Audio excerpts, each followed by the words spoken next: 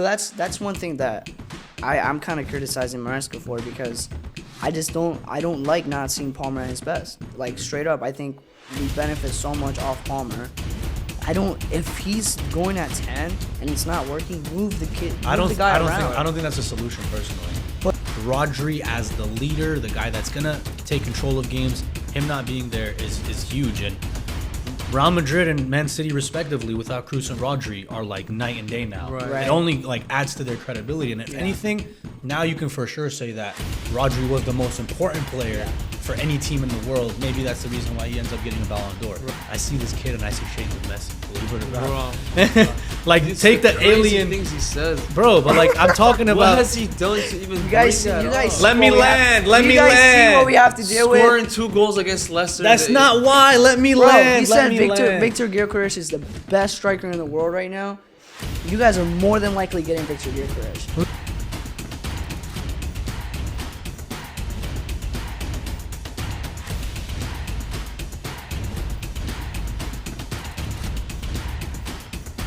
Right, you're here. Welcome back to the Half Turn Podcast. It's a pleasure to have you back. I gotta say real quick, the support's been great across all the social media platforms. I don't know if you guys noticed, but we got some decorations on the table, adding to the decor, adding to the setup.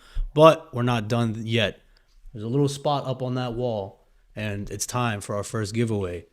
Very close. I think we're sitting on 75 subs at the moment on YouTube. Yes, sir. Really appreciate all the support that we've been getting lately. We're looking to break that 100 mark after this episode. And to do so, we got a giveaway.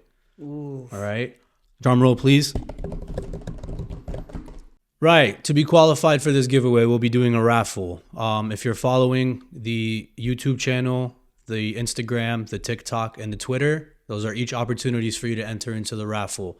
Winner of the raffle, which we will do with a randomized shuffle, is going to have the opportunity to get a jersey from us and also get to put a jersey up on the wall. So you can be a part of this fantastic setup that we have going on here. Again, really appreciate all the support that we've been getting as of late. And, you know, it's nice. You guys get to see us grow on camera a little bit, and we just get to have a good time talking to one another, yeah? Yes, sir. Make sure you subscribe, hit the notification bell, and then follow us on all social media platforms, Twitter, Instagram, TikTok, and YouTube. Spotify, coming soon. Apple Podcast, wherever you like your podcast, coming very soon. We're working on that. Big week in the Premier League. We got big teams dropping points all around. Some capitalizing, some not. Right? And a lot of drama overall. But most important game of the weekend, or at least what I thought was the highlight. I feel like we've done a lot of good games for our 4 episodes in. We've already had Liverpool, Chelsea. We've already had Chelsea, Arsenal, it's like been today. Working our favorite. Yeah, honestly. Liverpool, Arsenal. It's good. It's a good time for us to have started doing what we're doing. Yeah. So Chelsea versus Arsenal, Stamford Bridge. Yeah. Chelsea have failed to win at Stamford Bridge against Arsenal in the last 6 years. Yep. Wow. Big duck to break this year. A weakened Arsenal side, we could say for sure. Right.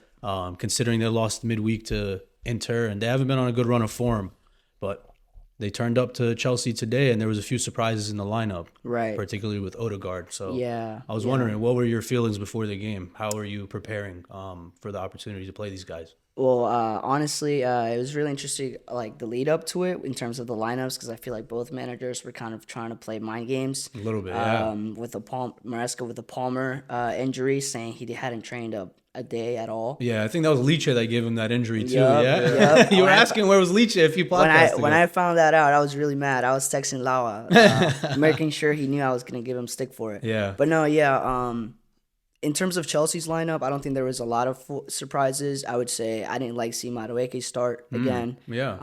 But I did like, I mentioned it last week that I was okay with any of the fullback pairings. This time it was Cucurella at left back. Right. And then Gusto at right back, which I think honestly was the right decision. Gusto was able to bombard a lot. Reece James is not able to do that right now. He's not fit enough. And Cucurella is just a menace, right? He was man of the match performance. So it was good. In terms of the Arsenal lineup, a couple of surprises. Of course, when Chelsea has to play all these big teams, right, they have like some good energy, right? Like they might be really bad, and then out of nowhere, when they have to play Chelsea, they get behind it. They have new manager bounce. They have their full lineup back. All this stuff, right? But no. Their team, in terms of surprises for their team, Odegaard I being knew back. Odegaard was gonna start though. You- It's you too big thought of so? a game. Yeah, Yeah, yeah. it was too big of a game. Besides that, it's pretty normal lineup for Arsenal. It's their first full team since 3 weeks ago. Yeah. So that was a little bit annoying. They said that Declan Rice maybe had a broken toe. Yeah. I don't know how much truth there is in that, but He did look a he's- little like lethargic, slow, Yeah. and not up to it 100%. right. But he had a good game. He was did have a sharp. good game. Yeah, Yeah, like he's good. they almost scored on us because of him Yeah. with the offside goal from Havertz. Right. But no, yeah, my thoughts on the game. I have my own thoughts on the game, but I honestly do want to know like what you guys thought of the game in terms from a neutral standpoint. Yeah, overall, I thought it was pretty even. Pretty all even. around. I saw pretty even numbers. I did see that Arsenal did have more attempts, but you guys had equal amount of shots on target. High Right. quality, more high quality, I would say. Yeah, equal possession. Yeah, 51-49, like really right there. But what I saw from Arsenal with having their full lineup was, I think, it was against Chelsea. Well, Chelsea's been really good this season, but I don't see a promising Arsenal, honestly. Right. They looked really off. Yeah. Even though they had their full lineup, they had Partey and Declan Right, Rice in the right. middle with Odegaard. That's the strongest midfield they can have at this Yeah. Right. moment. I Yeah. thought very, very early on, you could already see the impact of Right. Odegaard. Yeah. You saw the ability for them to chance create. Right. First 15, 20 minutes, he was getting Martinelli behind a few times. He was Right. threatening. Yep. So you saw that impact from You saw it. Odegaard instantly Yeah, almost. yeah, for sure. I would say also, in terms of Odegaard, I mean, he was the one that did the assist Yeah. Yeah. for that Martinelli goal. So he was definitely bright. He gets into that Kevin De Bruyne space. Yeah. And, dude, with that goal, like, it happened a couple of times actually. Mm-hmm. We were really far onto the right. I don't know if it was because we were really worried about Saka and Odegaard on that Yeah. same right side. Right. But then the left side was just completely left alone. Yeah. And I think they capitalized off that. And I think if they don't have Odegaard, they're not able to do that. As Yeah, easily. no, that pass to the outside, especially when they were so high up, Yeah. it was on a few times. But for me, the main thing for that goal was Levi Colwill. Mm-hmm. You guys were in a weird spot because it kind of felt like you guys were trying to play offside trap. And Yeah. it was working a lot, actually. Right. It was working pretty effectively. But that one instance, Levi Colwill just lags behind. Yep. If he's like 1 foot in front, Yeah, then but you gotta Martinelli give ends up being offside. you gotta give Martinelli the credit for bringing that ball down and finishing. for sure. It was Nah, a beautiful yeah. finish. It was a great was. finish, It was but I really don't know, good. some suspect goalkeeping. I was gonna say that brings me back to the point. I want to talk on Robert Sanchez because it's starting to feel like, in order for us to be a serious top four or even a big team in general in Europe, it doesn't feel like we're gonna do that with Robert Sanchez. Why not? I Dude, feel like he's a pretty good keeper. He's a shot stopper. He's not great at- he's good at playing from the back too. You know? Yeah. I think he's Yeah. really good playing out of That's the back. his main trait. I would Like say. other than that occasional clanger he'll drop, which he Yeah. definitely has it in him. But I don't know, shot stopping wise. Honestly, man, like never I think, convinced. for example, Kelleher's better than Sanchez. Really? Whoa, Yeah, bold take. Yeah, like, That's a straight bold up. take. 'Cause- I'll take. Honestly, I don't. Dude, he's like you just said, right? Like we've talked about it before. Robert Sanchez is supposed to be really good with his feet. He's Right. not that good. No. He's not that good. As soon as pressure's on, that guy. We don't folds. see like a long ball from Sanchez to No. like Pedro Ping. Neto and Yeah, behind. and how many times have we seen in the season? Like he already has 4 goals leading to 4 errors leading to goals. Wow. Yeah, Damn. That's and brutal. we're on match week 11. That's just wicked. the prem. Yeah. So that's not good enough, That's- you know. And I understand we're playing out from the back. You're gonna have your keep that, you know, your defense in general. You're gonna make mistakes. Maybe that's the fine. risks you guys take might lead to that I don't know. results. I The just high don't think line he's good enough. kind of plays into it as well. Because a lot of Yeah. times if you're getting broken on that high line, They're gonna then have your high goalkeeper is in quality. acres of space. Now Yeah. you're second guessing yourself. And I Right. think that's what he's missing. Mm-hmm. And also his ability to take balls out of the air. You look at Right. the other, between the other goalposts, you have Raya. Yes, Crosses, yes. corners, he's coming out, grabbing Comes it. out Yeah. comfortably. Instant counterattack. And it was Yeah. funny because he was looking for that early release off a corner from you guys. And Colwell ends up coming just in front. Right. And then he kicks Colwell Yeah, as a I did result see of that. it. That But should Cole should have got a yellow for that. thinking about like from a goalkeeper's perspective, they start attacks more often than not. Yeah. I mean, you saw it with Mendy, Yeah. right, in the Champions A League. few times, Like quite a that's how few he scored times. the Champions League winning goal. Yeah. It literally started off Mendy. Yeah. Raya in particular, he's fantastic Yeah, at he's that. great. Starting it, the play Yep. out from the back. And just like having the composure and like the bravery to hold on to the Yeah. ball until you should release I it. see like the weird thing is Robert Sanchez was that at Brighton. Like every Right. time I tuned into Brighton and I was watching their Yeah. goalkeeper, a lot of the times big high cross claims, long throws, like, comfortable in He possession, was switching locked in side at to Brighton. side. Yeah. At Chelsea, it seems like a little bit you see that second guessing in his own abilities more often than not. And I mean that's where it comes in, like the pressure at Chelsea. Yeah, that's what I was right? about Like to say. Playing for a bigger club. the spotlight. Can you handle Because that? when he was at Brighton, he seemed to be way more comfortable with like less pressure. He's like playing for like a low club, but at the same time is a valued club. Right. The you gotta shirt give them weighs respect. different. It weighs more. It weighs more, but then when you get signed to Chelsea, this is a big move. Right. Now you're second guessing like literally every move you do. You're trying to be perfect. Trying to be perfect almost, and Yeah.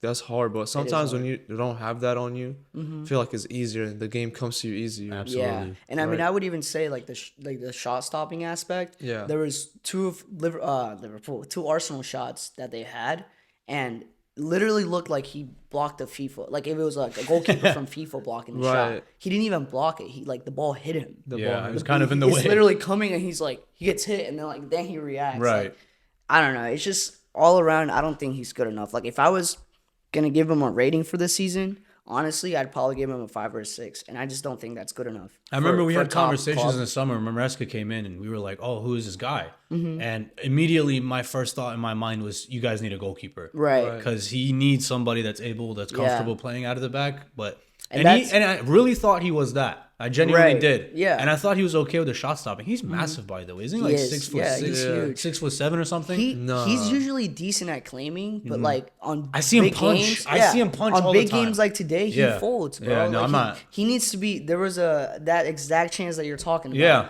That's an easy grab. Yeah. That's an easy grab. Why are you? And that's where I think he's lacking in his Yeah. game. Like he's not being composed enough. He's not being brave enough. He's not being confident enough. It's all around just not enough. A part of what I think adds to that, and I thought it was highlighted today, like the overall structure of your back four. Like, what do you guys have? You guys had Cucurella and Gusto today. Gusto liked really getting a lot higher. Cucurella would step in midfield occasionally. Right.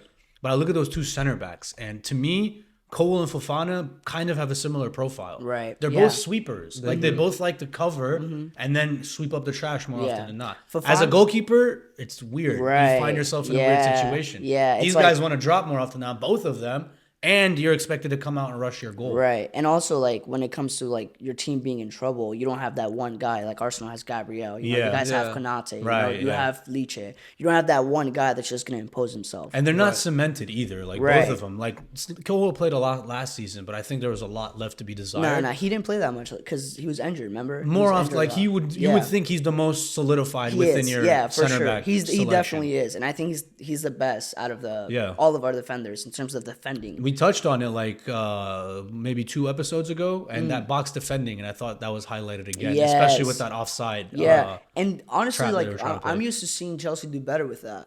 I feel like today, honestly, I think a big reason for it is Colwell not being on it today.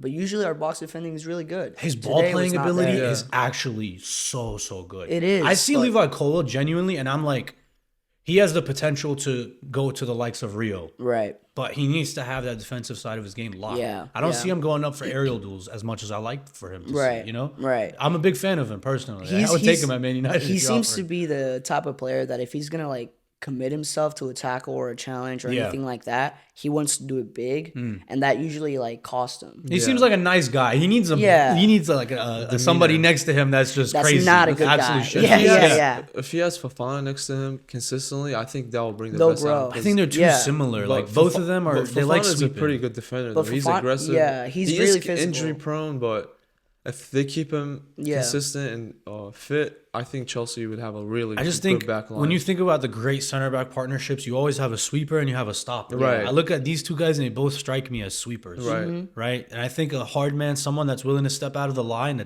challenge. One, I think it helps you guys out of possession, but also in possession, it could be very beneficial Yeah. for you. Well, I think would there's an say opportunity like there. I don't wanna make it seem like we're kind of taking digs at Fofana because I think he's been great. He had a honestly. really good game. Yeah, he I did think he have was a the really good best. game He was today. the better of the two, For right? sure, I would say. especially coming back Yeah, right exactly. away and getting That's- chugged into the lineup against Arsenal, that's a pretty big game. Yep. And Maresca has been praising him all season for that. Like just his professionalism, his willingness to show up, and after year-long injury, more than a year, he's coming back and performing like a beast. Right. That's you gotta give So- him that credit. Well, I Yeah. was gonna ask you, G, Havertz's the first goal that happened. What do you think? Would you respect that quick play? I saw a lot of the Chelsea players running up Yeah, to the man. ref with like this was before it was decided it was offside. Right. I think that was a pretty clever goal, to be Yeah, honest. it was. You gotta give him that. I mean, Yeah. I literally heard the whistle sound and the ball was Yeah, already the in ball play. was in You know, play. they played That it was quick. pretty No, clever. they definitely did it, and you could tell on the next free kicks, like all the other free kicks that they had, that they were kind of trying to pull. They got themselves him on. on their. Dude, Arsenal is a very like sleeky type They of are. team. They've Yeah. been. They They've take learned to their play wins. ugly. They Yeah. try. The thing is that I don't like about it is they try to get the best out of their set pieces, but when you're a team that good, if you're relying on set pieces, that's not good enough. For Exactly. absolutely. Yeah, For sure. Like today, they had their full lineup, and for the first time in like 5 weeks, I saw them Play. not park the bus. Actually play, Actually yeah. play. And no, yeah, but that is one thing that I do like about them though, because that's one thing that, in terms of playing ugly, because that's one thing I want my Chelsea team to have, and I feel like the best Chelsea teams had, getting that ugly goal in, just being physical and like taking advantage of the little wins that you can on the pitch, like all that type of stuff. That's a winner's mentality. Yeah. Like you need that stuff in your team if you're gonna try to win. Yeah. And I think they're like good for that. But yeah, I don't think they should be depending on that because they're great, man. Like they have a great team. I think they can play really good football. But I also saw them they were really in trouble against Inter Yeah. Milan because Inter Milan was playing a low block against them and they were lost. Comfortable. They They couldn't were do so anything. comfortable. They with couldn't Inter get Milan. out. They weren't comfortable, but they were playing hard. Dude, that defense. wasn't even Inter's A team. They had like Yeah. a lot of But guys Arsenal out that weren't even they playing. were lost. They couldn't do anything. They would give Right. the ball to Saka, you shift left to right, and he would look for any opportunity to cross the ball and be like, hopefully it will go somewhere. Their identity has really, really changed. Like you think about the first time they got second, and even last season, it was a lot of good football. They had brilliant combinations, Intense. brilliant Yep. rotations. They had the set pieces in there. They were rough. They were aggressive. I remember it was like most of their goals came in either in the first 15 minutes Yep. or the last 15 minutes of Yeah. games. Yep. And they were really gun-ho about it. And I don't know. It's like Arteta's almost beat this, we got to beat a hard-to-defeat team home to an extent where it's almost like become their identity. And I Right. think the game where it all started was when they lost 4-1 or 4-0 to Man City. Right. You remember that? They were like, Yeah. we're going to play Man City, and Man City's going to try and play us. Man Right. City didn't show up to play that day. They literally played 4-4-2, played a long ball up to Haaland. Haaland Yeah. heads it down to De Bruyne, and they absolutely dismantled them. I think from that game on, Arteta took something from it. Now he's almost beat it home too much. Maybe he's thinking he was being a little too naive, Yeah. thinking that just pretty football is going to win you stuff. Yeah. And then he was like, man, Actually, like, we have to do it. look, this is Pep doing it. Yeah. Even Pep is acknowledging the fact that you have to do ugly to win some games. Yeah. Maybe But we need what to... happened when they went against each other? That was one of the most boring football matches I've ever Yeah. watched. But it wasn't Remember that that? City That was sitting 0-0? off. They were the ones that sat off. Exactly. And then you saw that dramatic difference Yeah. between those two games. Yeah.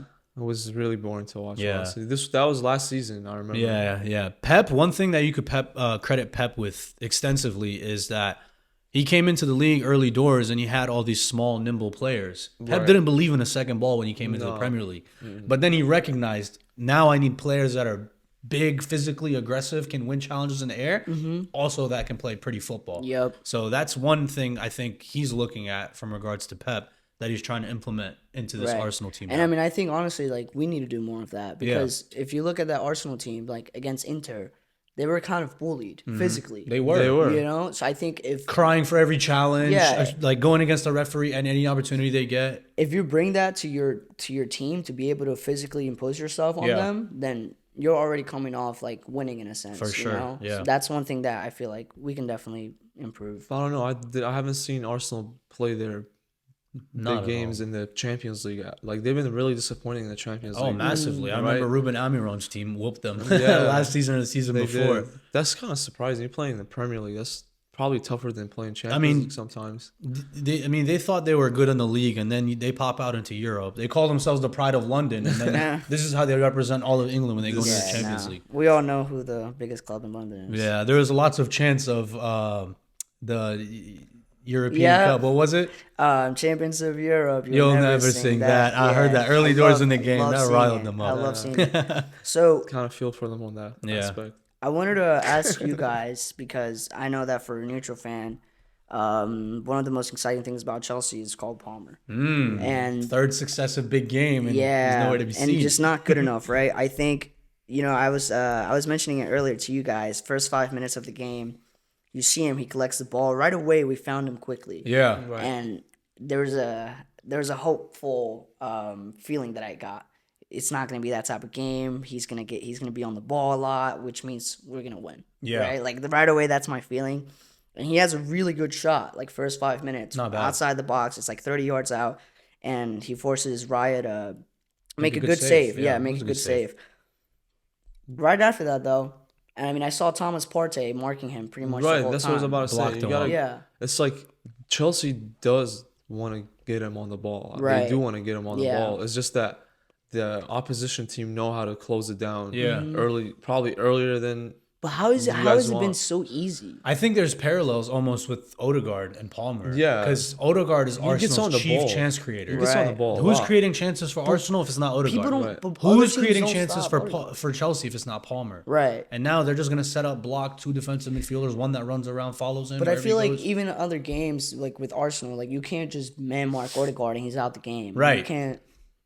We're seeing a Because Palmer they have every other day threats, now. probably. That's why. I think from a build-up standpoint, Odegaard still provides a little bit more for his team in a Right. build-out perspective. Yeah. Whereas when you get the ball to Palmer, you're looking for final action. Right. So like 1-2 give and goes. Yeah. Final third magic. And He's that's more the of a thing he's great complete. for. He's more of a complete midfielder. Yeah. So that's one thing that I'm kind of criticizing Maresca for, because I don't like not seeing Palmer at his best. Like straight up, I think we benefit so much off Palmer. If he's going at 10 and it's not working, move the kid. Move the guy around. I don't think that's a solution personally. But I think I about would the really like to good see him instead of Madueke, honestly. that's what I'm saying, dude. Like, why is it so important that Cole Palmer is at 10, Right. and literally he's not doing anything? I would look at what City and Pep have done for years, right? And you would go up against Man City and you're like, all right, today we're going to man mark Kevin De Bruyne. Right. Oh, well, they have Bernardo Silva. Right. Right. Today we're going to man mark Kevin De Bruyne and Bernardo Silva. Oh, they have Riyad Mahrez. Yeah. So I don't think necessarily you should criticize Maresca personally. I think you look at the players around them and demand more from them. Yeah. Because Palmer can't be the only guy that turns up for you. And if he doesn't turn up, we're not going to turn up. And I was Right. going to say, We saw too, a little bit of that from Pedro Neto today. Right. Right? Yeah. He was dangerous on the left, and then when he switched the sides, cuts inside, and Pedro Neto ends up scoring. Pedro Neto. I saw that. It just frustrates me as a Chelsea fan, because I want to see Cole Palmer on the ball, man, and I can't stand seeing this guy. You get guys like need 7 passes. maybe you guys need a creative midfielder, because like Right. when you He look needs at help. yeah, when you guys look at like Arsenal, like right, they have Odegaard as their main chance creating guy, but Yeah. if you look at Declan Rice, he can be Right. threatening in the final can. third. Can You be, know, yeah. he could break lines. Right. Yeah. He's kind of dynamic in that Right. way. So they're able to at least like kind Yeah. of switch off You responsibilities. shuffle the Right. burden. It's not With- all yeah. on my shoulders then- to Exactly. perform Looking today. at Chelsea, he's like, what is Caicedo gonna do for? What is Right. In terms Lavia? of attacking. Yeah. Right, yeah. like they're not gonna give you much in the final third, and that's Yeah. not what Maresca's looking for. I think you the bring midfield. up a great talking point, honestly, because thinking about Lavia, right? Yeah. And just Chelsea in general. Thought he was in the off it attack. today. Yeah, well, it's not just off, dude. Like I mentioned in the last episode, he's really reserved. Yeah. If we're gonna go, so I wanted my attitude coming into this game. I wanted to come to win, man. Like I think if we come out to win this game, even if it goes horribly wrong, I'm happy about the way the mentality is. You know, I'm happy we're going for it. Chelsea's not about, yeah, we're great defensively historically, but I've always seen Chelsea go for it, right? Like you think of your Didier Drogba's, you think of your Anelkas, Maludas, like these guys went for it. Even Fernando Torres, when he was at his worst, like he would go for it, right? He'd be shambolic, but he would go for it. I'm not seeing that. I saw that from players. Arsenal today at the end of Yeah, the game. They were exactly. like the last 10 minutes and like the extra time. It looked like they They were were going to They score. wanted it. They wanted it. They more. wanted it more. Yeah, it was for their taking and us to lose it. You right. know, And they that's- did have the opportunities to put the game Yeah. away. But they, Trossard, the big chance that he Yeah, missed, he yeah. ended up skying it over the bar. He and got the even opportunity to put it away. What about did you guys? What about the last? The literally last minute, chance. Last Yep. chance. Right. You see Arteta on the ground. What the He heck literally was did a that? whole He's flip. so he honestly I love irritates. that. He irritates me. That's so pretty annoying. funny, though. He's trying to Nah. be Jose Mourinho so bad. Nah. I think that's him. Nah. That's his character. Yeah, you can tell, but Arteta is definitely like a passion merchant. Yeah. But talking about going back to the Lavia stuff, like I think a big part of us, and I've mentioned it before, it feels like I'm kind of repeating myself, but Enzo comes into the game today. We mentioned it, right? It's just a simple pass. It's just a simple pass, but it's a mentality shift. Like, these things matter on the football pitch. If your teammates seem like they're not going to score, and you can tell, you can feel it, right? Like, you're not being threatening. Really, you're not working the ball around enough. You're not threading the needle enough. All these type of things. You're not really going for it. You're making the safe pass all the time. This type of stuff, it carries, right? And that's Lavia. That's Caicedo, right? Caicedo just wants to get involved physically and duel, right? That's fine. I'll give him that. But Lavia, I want to see more. He's man. looking for the sideways pass If you're all going to the be time. our starting midfielder, I need to see more. Because Enzo will come in and he will pass that ball around into the attacker, into the wingers. And I think that's something we're definitely missing. Because if another stat that I've seen is Cole Palmer goals when Enzo's playing. Right. Or Cole Palmer games when Enzo's playing. And it's like he had really high goal contribution. I think from Maresca's perspective, it's like he has underwhelmed from an out of possession perspective. Right. And I think he gets run over considering he's not, Lavia. If you're looking bigger. for Enzo to be a defensive output for Not your team, defensive, then you're not, but like pressing wise, if you're looking to press high up in the attacking third, his mobility when that but first Lavia's line not, of press Lavia's not pressing.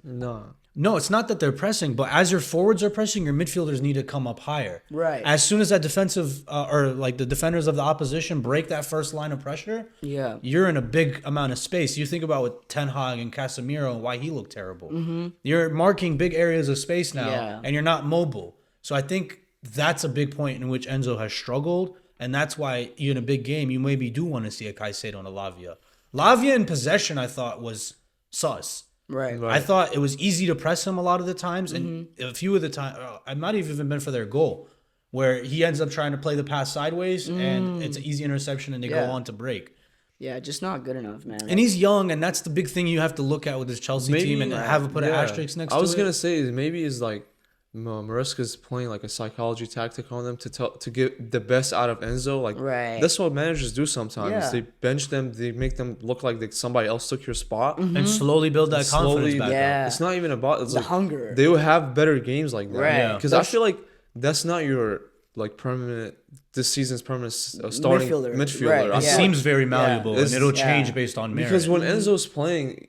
Maresca doesn't want Enzo to be covering every pitch of like blade of grass. That's he's Caicedo's looking for job. tick, tick, tick, Mr. 100 touches. That's Caicedo's job essentially, you know. Right. So I feel like if we're looking at it overall from like the bigger picture, I feel like that's Enzo's spot, and you guys can get the best out of your midfield with Enzo and Caicedo. Right. If you want to play Palmer at the 10. The worrying thing with that again is like defensively, Enzo is just not good enough to pick up Cole Palmer's slack because you're not getting a whole lot out of Cole Palmer out of the possession. But that's where my argument comes in. Like, do you think Lavia is giving us that defensive cover? I'm not saying Lavia is the answer. That's what I'm saying. I'm not. Again, he's really young, and defensive midfield is a hard position. It's not only players like Kobe Mainu come in and just hit the ground running. But even him, he hasn't even like been showing up. Like he's been injured, but he still struggles. Like because he's how young he is. Kobe Mainu's defensive numbers have been fantastic. I know, but like when he's played, but he doesn't get you results. That's the thing. Kobe Mainu doesn't get us results. Right. How many games against Liverpool did he win us last season? That was literally one game. Yeah, okay. Their biggest game of the. Hopefully, we'll see it in the documentary. That doesn't drop. Their biggest game of the year. You know, he's. Hopefully, we'll see it in the documentary. When you talk about CDM winning results, I'm talking about. Caicedo. Caicedo. Rodri. Gravenberg. Yeah. Like he's putting in like the reason you guys are so good. Let's talk about Declan Rice's first season with Arsenal. Right. Like he was getting them results, you know. He was, yeah. Even with West Ham. I'm not taking any credit away from Kobe Mainu. I'm saying how young he is. That comes with experience. I'm just throwing out there's gonna be mistakes. There's gonna be mistakes made. Yeah. I'm frustrated because it seemed to me like we were a really popping team, like in terms of how we were playing. We were just going for things, man. Like we were exciting. We were going for things. We're being brave. Like the main thing I want to see from my team on the weekend is being brave, man. There's nothing more that pisses me off. You see that a lot because how does it feel? Do you feel like you're a top 4 team? Because I feel like you guys are in there, but your performances have not been top 4 on. Right, dude. So I'm happy with where we are in the table. And I'm happy with the job that Maresca has done so far overall. In terms of, for example, Pochettino was exciting. Like, Pochettino was really fun. Even when we lost, we would lose big, 4-3, 3-2. You know what I'm saying? He would go for it. Maresca seems to be on the safer side. and I don't Calculated like risk. that. I don't like that. I think that's the better option for you guys. I at this understand, moment. but I don't like it. As a Chelsea fan, I like to see, dude, I think Pep has said it the best. I've seen a clip of it somewhere. The worst thing he hates, the main thing he really hates from his players is them to be scared on the ball. Yeah. He's like, you guys make come mistakes. in, you guys come in every day. You've played soccer your whole life, 20, want 30 the- why don't years. you want the ball? And why don't you want the ball? That's the thing that I hate seeing that from Chelsea, and I feel like I've seen it a lot. It's been a theme the past 4 years. Madueke, what are you doing, man? I was so excited to go against Timber today. Nobody took advantage of that. The Timber is a great defender. Yeah, but I've Timber's seen good. Mudryk Weekly. rip him. But I've seen Mudryk rip him with Yeah, Shakhtar. I saw You know that. what I'm saying? Like, I want to see you go at him. And it seemed like Madueke was going to do that the first 5-10 minutes, and then it just stagnates. It's not about Timber. I feel like it's just Madueke has been. Yeah. He off scored that lately. hat trick this season. I don't think I've heard or seen him since. No. realistically. No, he hasn't. He's nowhere to be And seen you have right all now. these options in the front line. Where is the well, chop yeah, I want to option? see dude. Sancho, man. Bro, I want to see Oh, he's Nkunku playing Call and of Duty. Joao He's probably Felix. prestige 10 by I want now. to see Nkunku and Joao Felix, man. Like, today would have been a great game for Joao Felix to come on the pitch. Right. Nkunku. Even if they're not positionally going to be the best for your team, dude, you need quality, bro. Like, you need quality wins you games. If you have, like, Nkunku comes onto the pitch with 4 minutes left to What play. is he gonna do? You know what he does? He wins one aerial duel. Nico Jackson was not able to do that today. Literally, I Non-existent. saw him beat Gabriel or Saliba, one or the other, once That's today. it, yeah. Once. 90 minutes. 90 90 freaking minutes. You're telling me Nkunku doesn't deserve to come on? Yeah. You're telling me Joao Felix doesn't. Mark Guiu even, bro. I'm sorry. But I don't need if my striker is not performing past minute 70, get him the hell off. Yeah, Like- unless he's like a bona fide goal scorer that has the opportunity Or that if gets one he's, chance. if he's you know? imposing himself already Yeah. in the game. You But didn't see Nico that. Jackson's nowhere to be The found. things that today. Nico Jackson is really good at, you doubt virtually very little of that, realistically. But Yeah. as a striker going against Gabriel and Saliba, And that's a when he nightmare. drops off Yeah, into it the is. line, It's not easy. when Yeah. he drops off into the line, he's got Marino and Rice or Partey Yeah. in that Yeah. space. So But it's see, that's what difficult. gets me mad. Because, like, against you last year, that game that we were going to lose, we lose that game without Nkunku coming on. Right. But Pochettino gave him 10, 15 minutes, and he goes and scores, man. Yeah. And he creates something out of nothing. I'm not seeing that from Maresca. And again, It's really if you annoying. get him on and you do put him in that 10 position, my whole argument about you not having a little bit extra defensive resilience is gone. Right. Throw Madueke or Cole Palmer out on the right or Right. the left. Yes. Throw Nkunku on with Jackson so that Yes. you can go man for man, if anything, That's what instead of I'm going saying. up against Saliba and Gabriel. Right. You can give me one, I'll take the other. That makes me think. I just thought of something I think really good.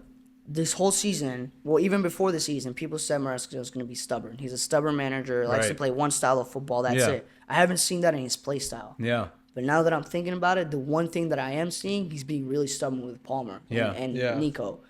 Maybe understandably and respectively so. Maybe he's right with that. They're probably the best duo in the league right now. Like in terms of goal contributions and all that stuff. They have those types of numbers. So I get it. But Palmer moved around a lot last year. And I think that's one of the main things. He's a free-flowing player. Don't make that guy just be in that cam position, man. Move him out.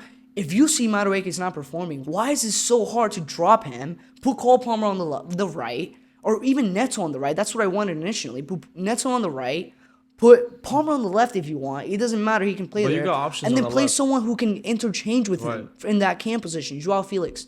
Put him in that half space, man. I want to see Joao Felix in that half space. You He need to can- get him comfortable because you That's can what get I'm you saying, can get dude. something out of Joao Felix. That's He's what I'm quality saying. Like, player. I how don't are we see not that at getting? all. How are we not getting? I do Dude, not Joao know. Felix- I If you don't can't- get it. I genuinely don't. If you can't get something out of Joao Felix, though, like I'm sorry, Nah, but he's quality, man. I he's a don't see it. quality I swear player. I don't see it. I've He's not he's a seen better it he's a ever. better footballer than he is a player, right? I agree with that. He's right? a good football so you player. need to I have figure yet out to how see to him bring be out. effective. You need to figure out how to bring out the best of his football. You know what I'm saying? Because he's there for a reason. Why do Yeah. you want to go to Chelsea? Exactly. He took a pay cut to join Right. us. Like, dude, it seems like He loved I'm his time frustrated with his there. game. I feel like when you guys had him last season, he was like one of your main players. He Mm-hmm. loved that, and you guys were getting something out of it with a weak Yeah. Chelsea team. Imagine with the strong Chelsea yeah, team. dude, he's you can- quality, man. I've I feel never like ever he's- seen it. I think I one would love season to he see- had under actually- Simeone Atletico, like I don't understand even how or why you would try to fit him in and why Why you get him not? in the first place, considering all the other talent Yeah. that you have in that area. like- I think a player like Christopher Nkunku is miles ahead of Joao Of course. But so Nkunku, yes. In that cam or striker position, yeah, probably. He's miles off. What's Joao Felix going to give you Nkunku wide? in the wing positions, Joao Felix is clear. But why? What is he going to give you in the wide positions? I don't see. I've seen what he Joao gives you. Felix at his best. Like last year, early on with Barcelona, He's a second was striker, bro. He needs a big crazy. man that he can play off of. That would And be if he doesn't great. have that, I haven't seen. I don't think he's a second Like, striker. G, wouldn't you love to see Joao Felix as being one of your primary Yes, starters? yes. But I look at him as a actually, Cole Palmer alternative. Like the closest No. profile in that squad is Cole he's Palmer. really No. technical, man. No, Like, I don't he's see it, Dude, man. skillful. he has really don't. nasty dribbling numbers. He's- He has yeah. nasty dribbling numbers, and his technique on the ball is top. His technique, he's a good player. Like he's a good football That's what I'm player. saying. He has How not are been you able to not? tap How are in. you not getting the best out of him? Like how are you? I How think are that's you? his How are you responsibility. wasting him? Why is he Because not there's imposing been, himself? No, there's been 11 games. I'm sorry, no, because there's been 11 not games, using him. and he hasn't touched grass. Yeah. Same thing with Nkunku. He hasn't touched grass. You're telling me those two players, you can't get something good out of those in 11 games? I'm sorry, but something's not Maybe right. he doesn't like them. Maybe he doesn't think they're profiles that fit the squad, and maybe they were signings from the board and not from Maresca Dude, football is himself. not just a tactical game, man. Like, you know what I'm saying? It is, like but sometimes managers you have need their your best. guys. Sometimes you need your best players on the Managers pitch. have their guys. Of course, and I get that. It just feels like Maresca needs to, and I would like to see it after this international break. I would like to see some more versatility with that forward line. I don't want to see Madueke have as many minutes as he has. I agree, yeah. I want to see Nkunku and Joao Felix get more minutes. I want to see about Mudryk Sancho? get more minutes. I want to see Yeah. Enzo in that camp position maybe once, or maybe just drop Lavia. Like I want to see some versatility because that's the reason we have this big squad. You don't and Let's you don't want to use- get you don't want to get stuck in that Arsenal dilemma Yeah. where you're just playing the same lineup week in week out, week in week out, week Right. in week out, and it gets stale. Yeah, And then when you exactly. need to call upon somebody, they're not as in tune as everybody Yeah, and else. they're not. Yeah, exactly. Really quickly, big shout out to Pedro Neto because Pedro Neto. freaking brilliant today, man. Yeah, he did was, well. He was the life of the team today, man. He really was. Like, I was really excited to see him, to see Madueke come off and him move to the right, because right away you could see it. And I mean, did you guys see that goal? Yeah, what yeah. a freaking banger, Because bro. when Enzo passed it to Pedro Neto, he wasn't expecting a goal. It was just No. a normal Yeah. short pass. He just Yeah. took it in. Yeah. And Yeah, finished but it. but notice it wasn't just it was a simple pass, but it wasn't just give it to him, right? Neto kind of came here, he checked in here, and then he came this way, and Enzo played it in front of Right. him. Played it back into That's the a- pocket, That's yeah. that's an attacking chance creator. That's what Lavi and Caicedo don't do. That's Stop what gassing. Palmer It is was a- not. it was a sideways Nah, pass. dude, that's the thing. It changes your team's mentality, right? Like it's like, for example, not to name drop, but let's say a good player, let's say locally, right? He comes onto the pitch, next 10, 15 minutes, he's gonna be your Make outlet to something score. happen, yeah. He's gonna be the outlet for you guys to make something happen. That's what I think Enzo brings, man. He's not gonna be the best technician. He's not gonna be the most defensively sound in terms of transition, any of that stuff. But he's gonna want to score. He's gonna want to get involved. He's gonna want to be active. And I just love that, man. Like, But I think you need more of that. We South saw him American. last week against Man United. Yeah. And he had the opportunity to put the game away, and he kind of like He just choked, flew yeah. it. But that was a harsh shot, though. I'm not gonna lie. I don't think But it he was a still crazy was. hard shot. He still was. He didn't make a difference. He made I think he's a difference. misprofiled player, honestly, because what he was doing with Argentina and Benfica before was more in the mold of Toni Kroos, not like a box-to-box midfielder. Right. And you don't see tick, tick, tick, Mr. 100 touches, Bruno. He's not Fabregas, right? Like he's not Ozil or Fabregas. I don't think so. I He's think- not Toni Kroos. I think he's of right. that Like mold. he's a mode. I think of both of those. Hmm. I think he's an 8 that's not great transitionally, No, he's not. And but no, he's a notwithstanding Toni beast Kroos. progressively. Progressively, Like, that's he's gonna his be a game. beast. Like he should be your progressor of the You ball. want him dictating tempo, him Yeah. sitting in the midfield, receiving it from the wingers, and then playing those line-breaking passes into He really does creative have some players. great long balls. Yeah, That's he what I'm does. saying, His- You bro. guys not getting the best out of that? Like No, that's, we're and not. you guys have We're not.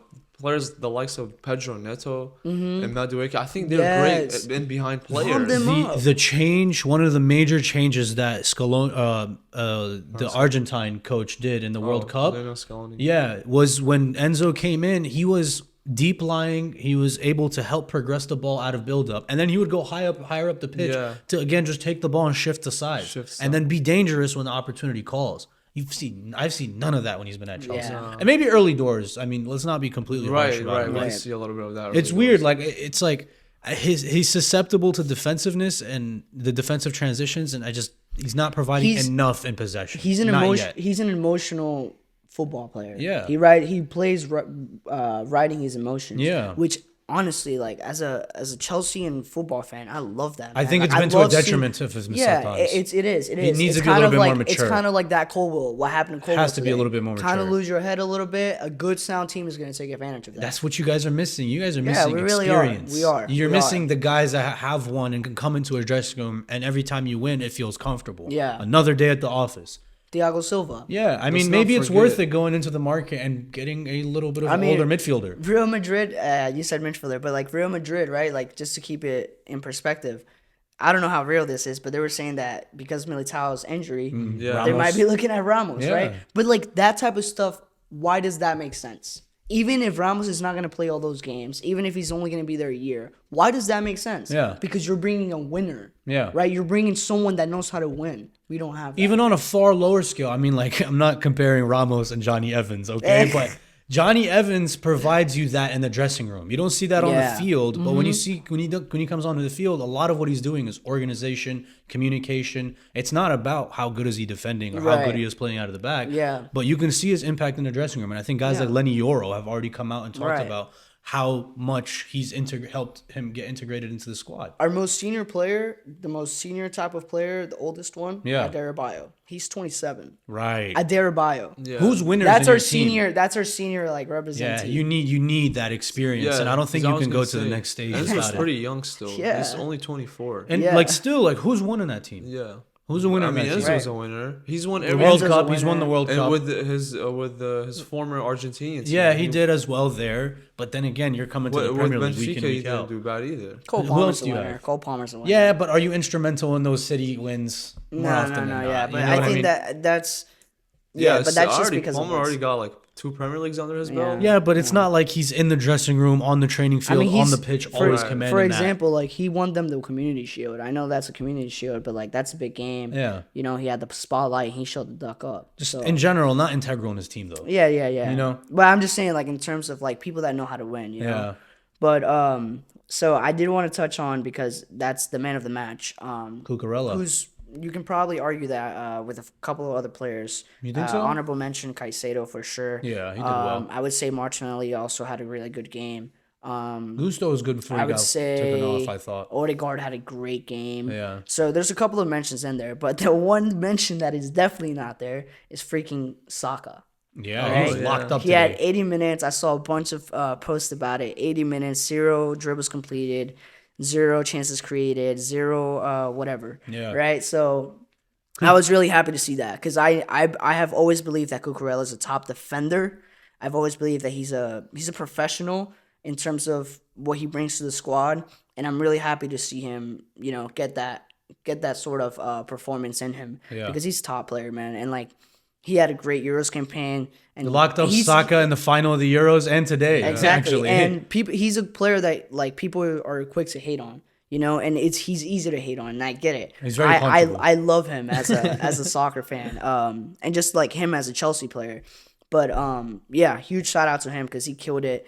And when he first came into the season this year, he was I can see it in him that he was ready to have a really good freaking season. Like he was like, I'm a Euro winner. I'm stamped, man. Like he was sure of himself. Mentally, he was Yeah, prepared. he was sure of himself. And then when you saw, I feel like he got dropped from that left back position. You kind of saw maybe a dip in confidence. Maybe that was the Holland. But that's what I was gonna say. Right away, he Haaland had that put him on like Holland a game, backpack. and people roll with that. You Yeah. know what I mean? And right away, he goes from that Euro beast that everybody's like, yeah, Spain don't win without Cucurella, to then nah, he's mid. You know what I'm Right, saying? yeah. So huge shout out to Cucurella, just for being persistent and showing up today Yeah. because he was one of the only few that really showed up to win that crazy. game.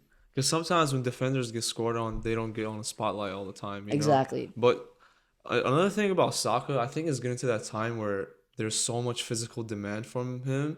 He's getting worn out a little bit. Yup. You know what I mean? Absolutely. I mean, think he's it's only getting being there. able to play he was injured, but he's only being able to Still, play like, 70, 80 minutes consistently. He's consistently getting now. taxed, man, on Yep. physically getting taxed Yep. on how much he plays and how much he does for that team. And he's been playing week in, week out Week for a in, week while. out. 3, And he 4 plays years, Champions at League. least. Longer, All the even. competition, he's involved. Always their main. Remember, he guy came in as a star. left wing back. Yeah, that's right. And That's then what ended up we switching like. sides. We've been. What's Arteta doing? Not getting him in a backup. Like what real. bad I would mean, it do? Sterling was supposed to do that, and God knows where he's But been. Sterling is not a right winger. That makes me He can so play in the right happy. wing. I'm I mean, I talking thought about some of the bring best. somebody that can play right wing that has shown Yeah. himself.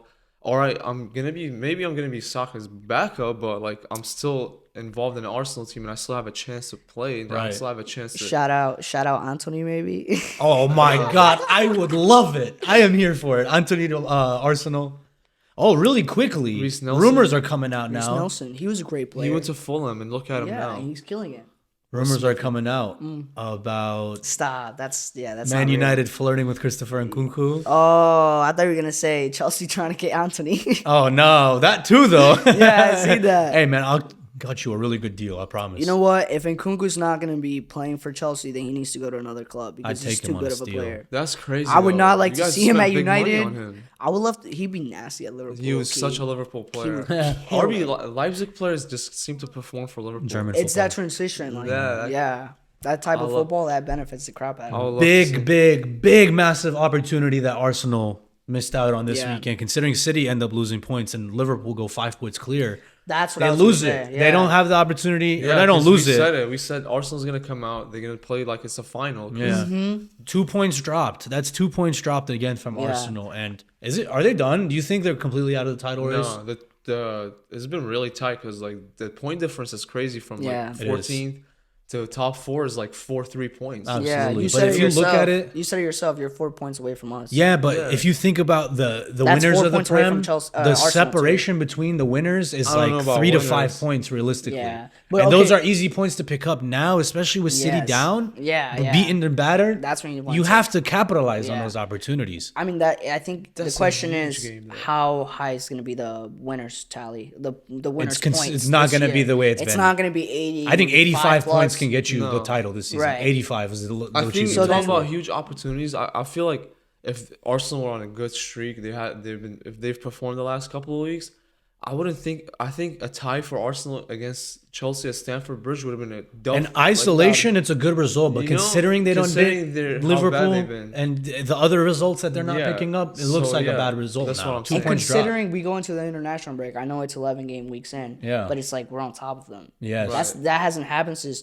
2021. Right. Literally the last season with Tuchel. right. So it's like, I don't know, there's definitely a mentality thing that goes because for those next 2 weeks, you're kind of thinking, man, like we've been dropping points. Yeah. You know, and you're going to keep thinking that.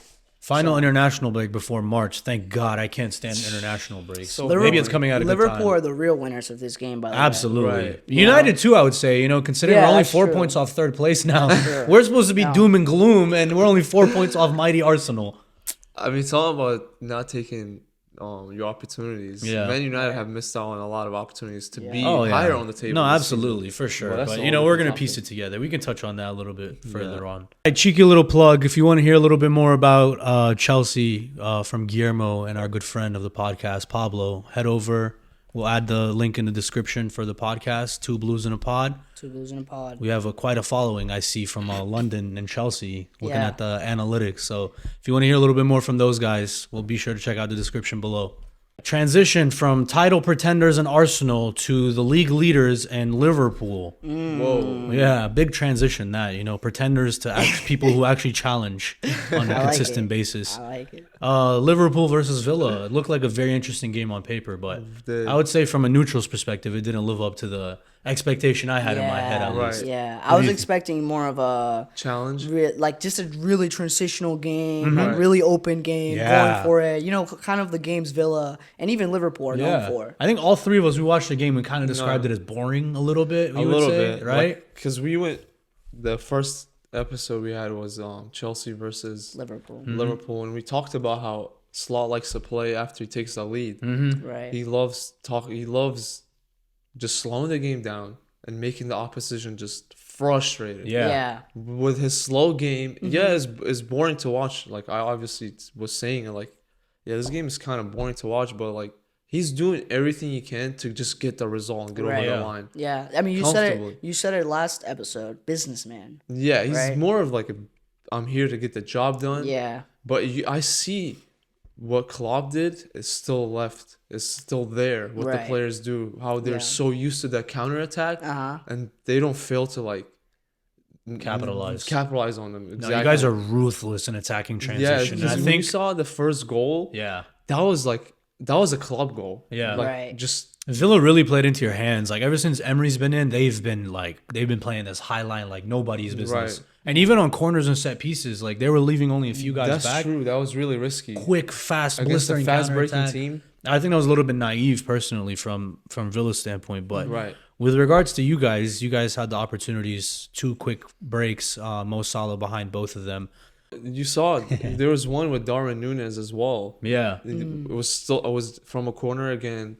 Darwin Núñez gets freed up. I think he should have capitalized on that. Oh, Yeah. But how he finishes that, like the first goal we got, Darwin Núñez made it so hard on himself because he could have obviously just first touch shot it and finished it. Yeah. But he decided to take on the keeper. Yeah. And make it a hard shot. Yeah. on I can himself. imagine he's such a frustrating player it to was- watch it week was in and week out. I think twisted. he has 50 offsides and 50 Yeah. big chances missed in his time as a Liverpool striker. That's It's crazy. hilarious. But he's there. no, Yeah. yeah. He's there. He's a menace. Like any defender is going to be like not having a good day. No. He is not Yeah. looking forward to playing Darwin Núñez on any given match day. And he's active. Like I like he's always active. He's always showing up. Yeah. I'm one to praise players that show up, are brave, and want to impose themselves on the pitch. And I think he does that really well. And Yeah. you need that spearhead, right? Like that's your striker. Yeah, he's just another player like how Lau describes it as being a goldfish. Yeah. He forgets the last chance, that moment. Yeah. He's always in the moment.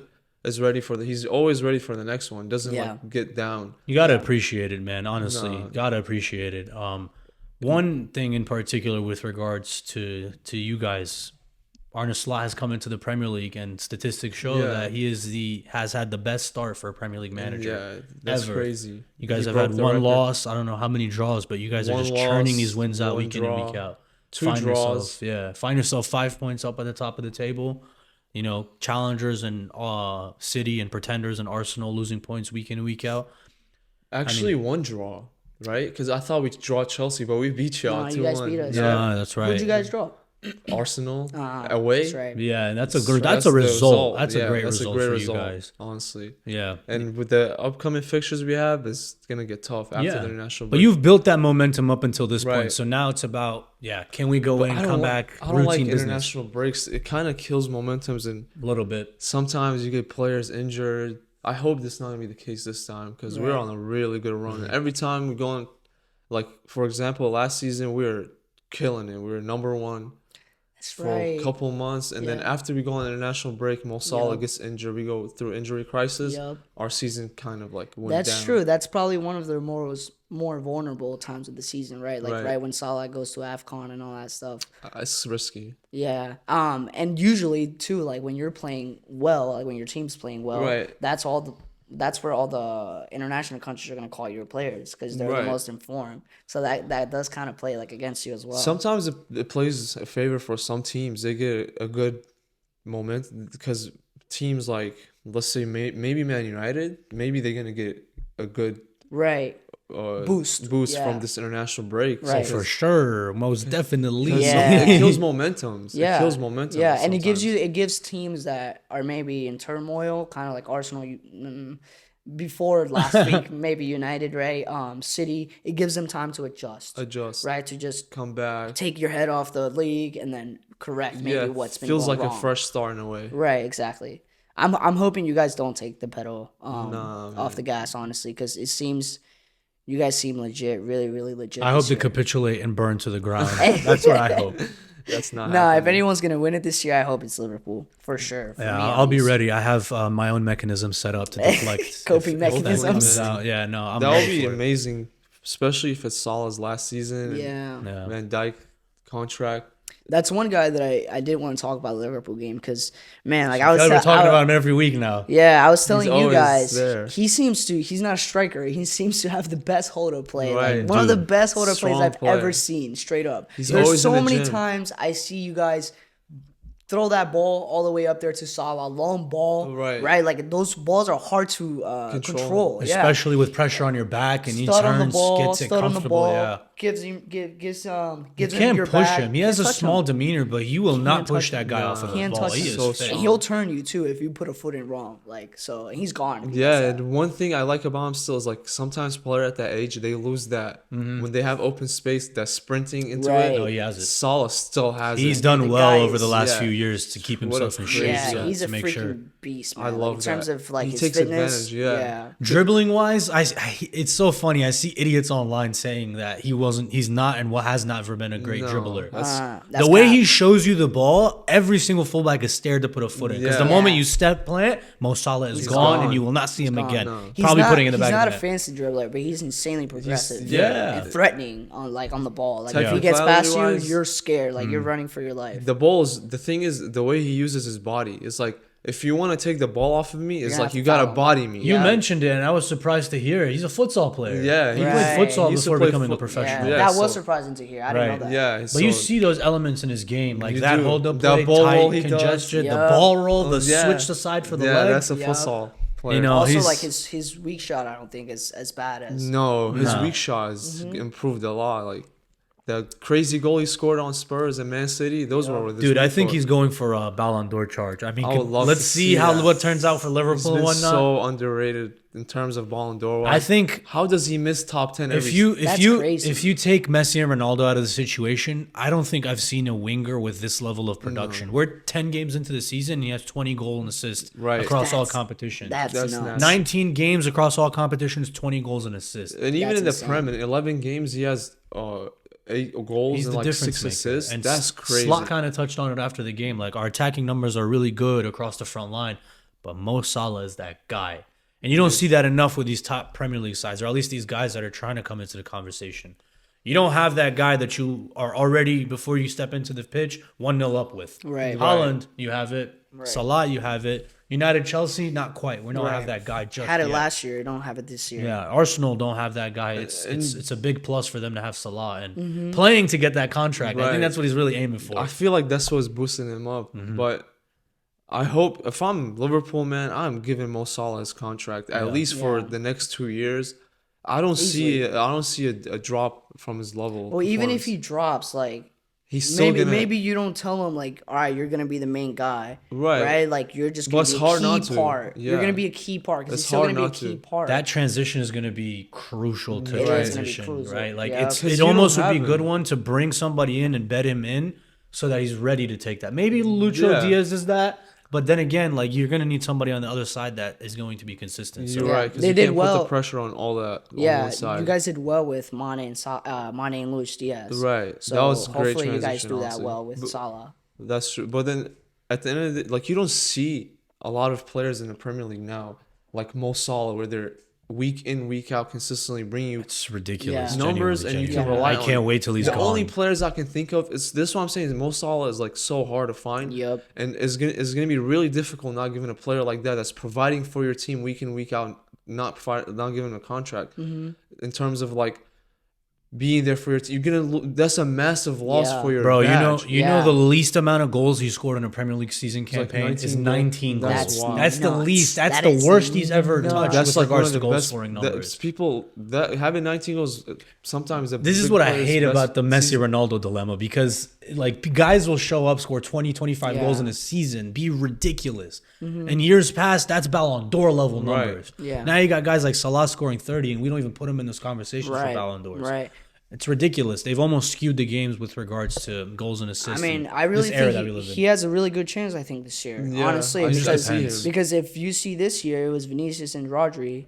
And I mean, I think, honestly, Rodri was, like, way out of reach in terms of comparing them. But yeah, like, we can touch on that soon. But, like, Salah, right? If you guys win the title and he's putting up the numbers he's putting, I don't think it's a question. I think in the best players in the world right now, you look at Lamine Yamal, you look at Mo Salah, and and even who else is taking it to that level? Yeah, like and even Lamine Yamal, you can't compare them. Right? Yeah, like, but he's been instrumental. Rafinha, he has numbers up there in top 5 Europe. Yeah. Like in terms of numbers wise, he's up there. Yeah, overall, just general and quality. even this season, he's been probably one of the best players ever. Who in the Premier League can you think about nowadays that has the same level as Mo Salah week in, week out. The only players I can think of that remind me of those big players, like in those big teams that week in, week out bring you numbers, you know? Right. Haaland. Goals. Haaland and De Bruyne. That's the Right. only Yeah. players. And De Bruyne's not even around because, I mean, like, one thing. Bruno used to be up there. Like, you Right, can think of, yeah. like, oh, he's going to do something, you know? Started the season really poor, but he's slowly getting I'm back just saying, into like, it. those. No, yeah. If you're taking Mo Salah out of the Premier League, you're taking a big chunk out of the Yeah. Premier League. Yeah, you know? a big. Like, I actually, like, he's been the face of the Premier League for the last couple of seasons. Absolutely, You for know? sure. Yeah. You look at like De Bruyne, and he's like really struggling with injuries coming into the latter years of his career, and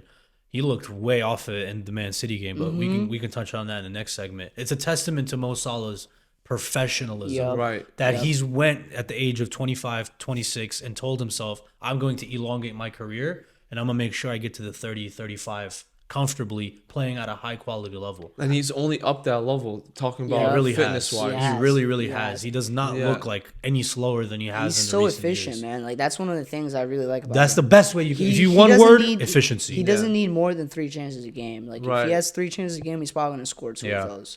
So I love him, man. Like in terms of if he played for my club, like he'd be awesome. Well, he did play for your club. he did play for your club. Yeah. Well, he was awesome when he came in. I remember. Yeah. Scored a couple. I of can't wait goals. till he's gone. He was part of personally. that 6.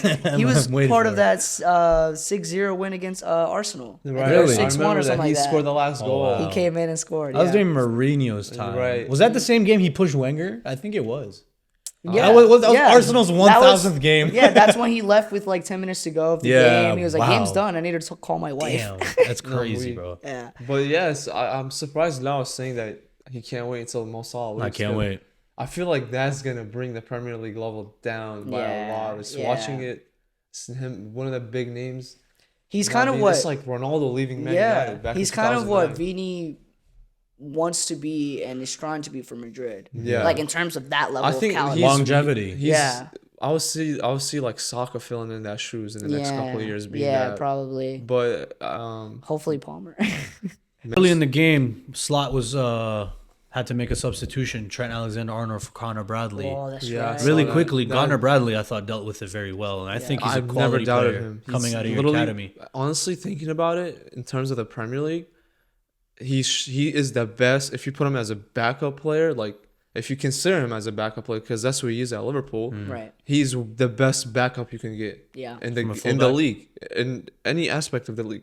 Like when you think about players and having backups, who can you think of? Literally, like Dallo and Mazraoui, but Dallo, No, they've been that's- sharing the no, left back, right back. they're position. starters. They're starters. they're for your team. starters, but Yeah. like Bradley, you can put him on any team in the Premier League, he will perform. Mm-hmm. You guys know he's that good. yeah. He's I shown- put him in my FPL last year for good Yeah, reason too, because he that's- was giving you like early Trent vibes, getting high up the pitch. He scored on He Chelsea, destroyed us, dude. Yeah. He didn't just score on us. He destroyed He us. ripped y'all, to be and honest. I feel like I don't know, man. I do not want to see him leave the club, but Nah. he deserves. He He deserves. deserves more playing time. Right. I mean, with Trent and this looming contract that he's supposed to be getting from Real I don't Madrid, think that's happening. I think- That's crazy. He was like, "No, I'm not." I think No way. he was halfway down the tunnel on the phone with Florentino Perez. Yeah, stop, like, you see that stop. We performance? don't even know what his injury is. It's still unknown. You don't know what his injury was? No. Yeah, it might We have been don't like know. a groin or hamstring or something. Maybe it was We just just- safe. I mean, What was man? I was like, when you take off Trent early off the game, like the game goes down. I thought Right. like you would struggle from terms a of chance creation entertainment. perspective, but Connor Bradley dealt with it really I good. mean, And I gotta give him right credit. before, did he get an assist? I think before he came off, or no? no, No. that was,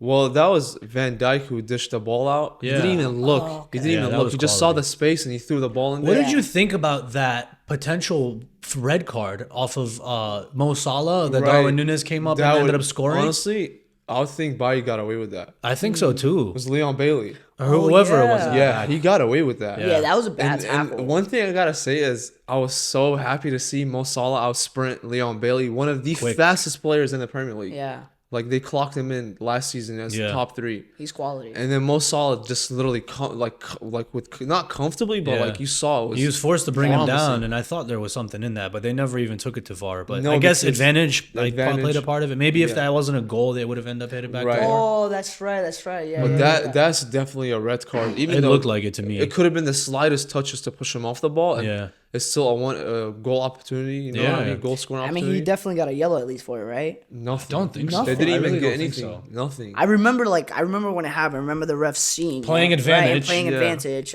You would think he needs to go back and give a yellow because if plays that there, like Yeah. you said, that's a red card. But if that's a goal scoring opportunity denied, automatic red card. Yeah. You know? Yeah. So I think there was something in that personally. Nah, for sure. From your fullback to your center back, I got to say, man, Konate is a monster. Yeah. Yeah, he's I've a freaking expected that beast. from him. Last season, he wasn't the best, but what I saw from him the first couple seasons he came in, this is his third season with us. Yeah. But I knew he was going to be promising. I knew he was going to be one of our primary center backs in the upcoming years. And he has proven that. And he's a block, man. Like, Physically, When a you- absolute unit. you're not. And I think that passing plays into No, a part of why he gets injured so frequently. Right, Because that's what he's- your he's- frustration is. Right. He's always in there to tackle. He does not care, you know? Yeah, even like to compare him, for example, to like Upamecano. Like, I Yeah, think because it's they came clear. up together. They Yeah, were partnership exactly. at a time. Yeah, But look at and I thought Upamecano Was back in- then was the better one. Yeah, the better one. Yeah. But the Konate is just solid. He just man. looks insane. He looks like what Gabriel wants to be. Yeah, You know what that's I'm a saying? great Like- comparison. Like in yeah. terms of physicality. Who, pushing- Gabriel from Arsenal? Yeah, Wow. Gabriel Like, wishes he was like, Konate. Gabriel wishes he was Konate bro. provides, in terms of More than- being on the ball, Good. defensively. Solid. Yes. He's That was one of his weaker stuff though, like back then, like right, Yeah, like he but would on the ball, have, he would have. he's I so mean, he had a comfortable. mistake in him. Yeah. back then, you know. but still like he's so comfortable on the ball. I've not seen him make a bad pass this season. Honestly, Maybe he's focused the past couple of years on the ball. and I'm loving him staying fit, honestly, because that's the biggest challenge we have with Konate is him One staying thing, fit. Van Dijk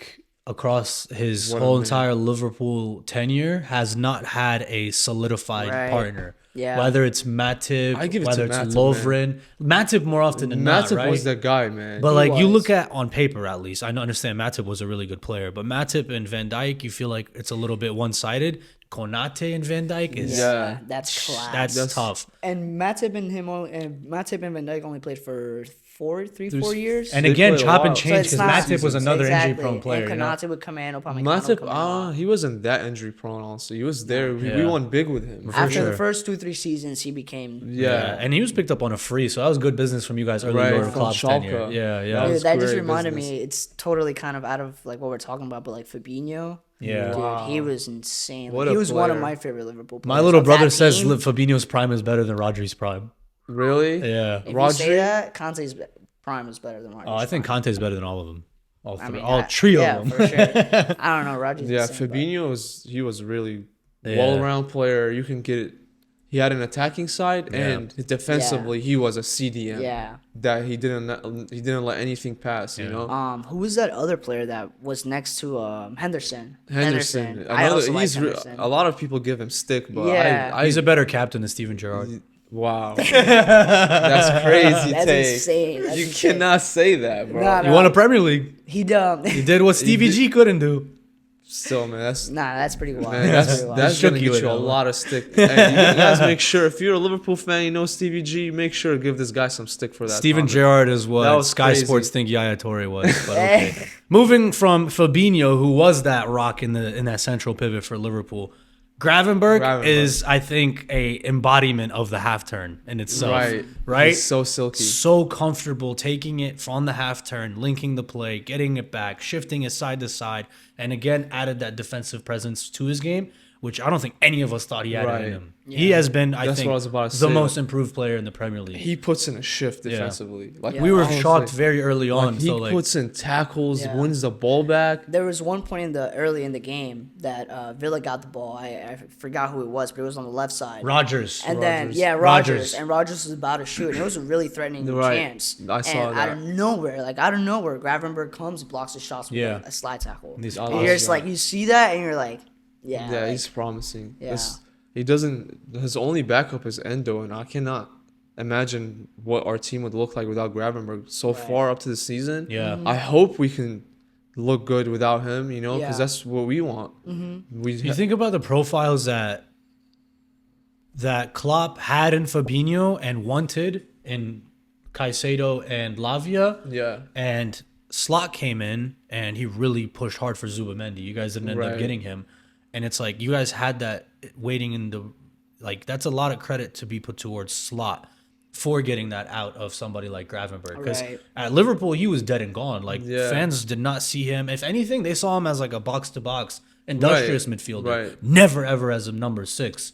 And the football you guys are playing, we call it boring, but, you know, they're really controlling games by holding He's on a to the big ball. aspect in that. And Villa were scared to press in this game. You're right. They were not willing to press because the moment that they pressed and left gaps open, Liverpool would have absolutely obliterated them on the counterattack. And they did. It was a little bit naive from them. I thought there was points in the game. Maybe you should have went and pressed.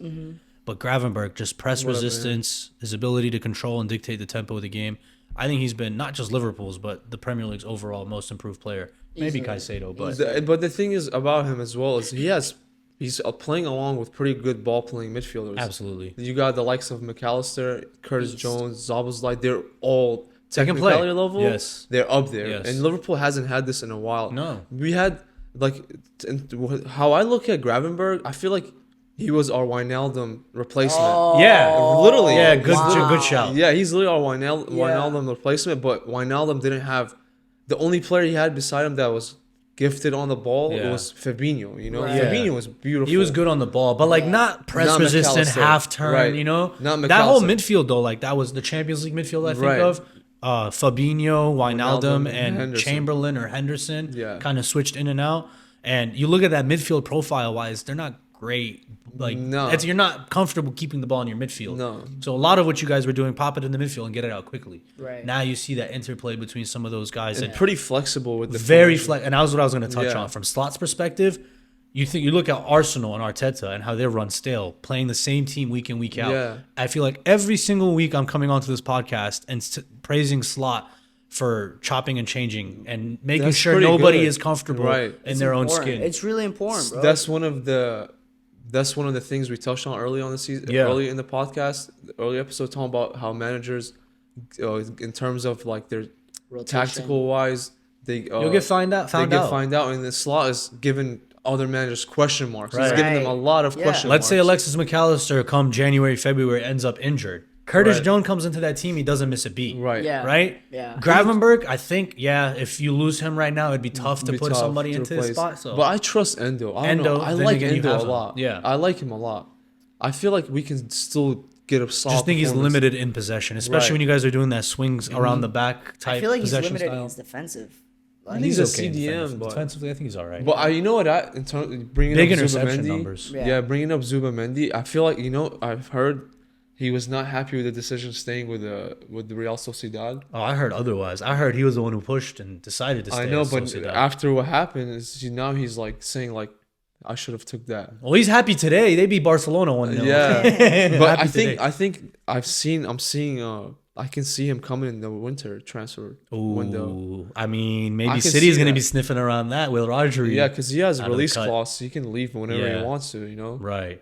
So I can see that happening, and that would improve us even more. That would make us even more sustainable yeah. to winning the league. Maybe you can go for a double. Who's to Right. say? I mean, you guys are looking like a very informed we have a side. perfect record. Beating Another- Bayer Leverkusen Yeah. midweek 3-0 on top of You're- What a that. game. Aren't you top Touching of it. the Champions League We table? literally have a perfect record in the Champions League. Yeah.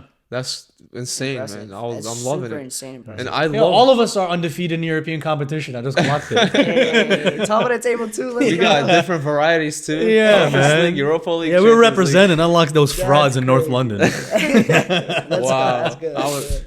Yeah. I'm not part of that, but okay. But I was gonna say, what a performance from Luis Diaz Again. against in the Again. Champions League. Yeah. His first hat trick with Liverpool, and that was all from Slot, man. Like Right. literally, Diaz did not complete one single dribble that game. Played striker, He didn't played striker, and that was Slot saying is like, if I play any number 9 against Ta, you know, Jonathan Tah, good player. He's huge, man. A Physical massive guy. man mountain, yeah. He's like, if I play anybody like Darwin Nunes or number 9 up there, like they're gonna get killed. They're going to not try and wrestle. Yeah, they're not gonna do anything. He's like, See, let me.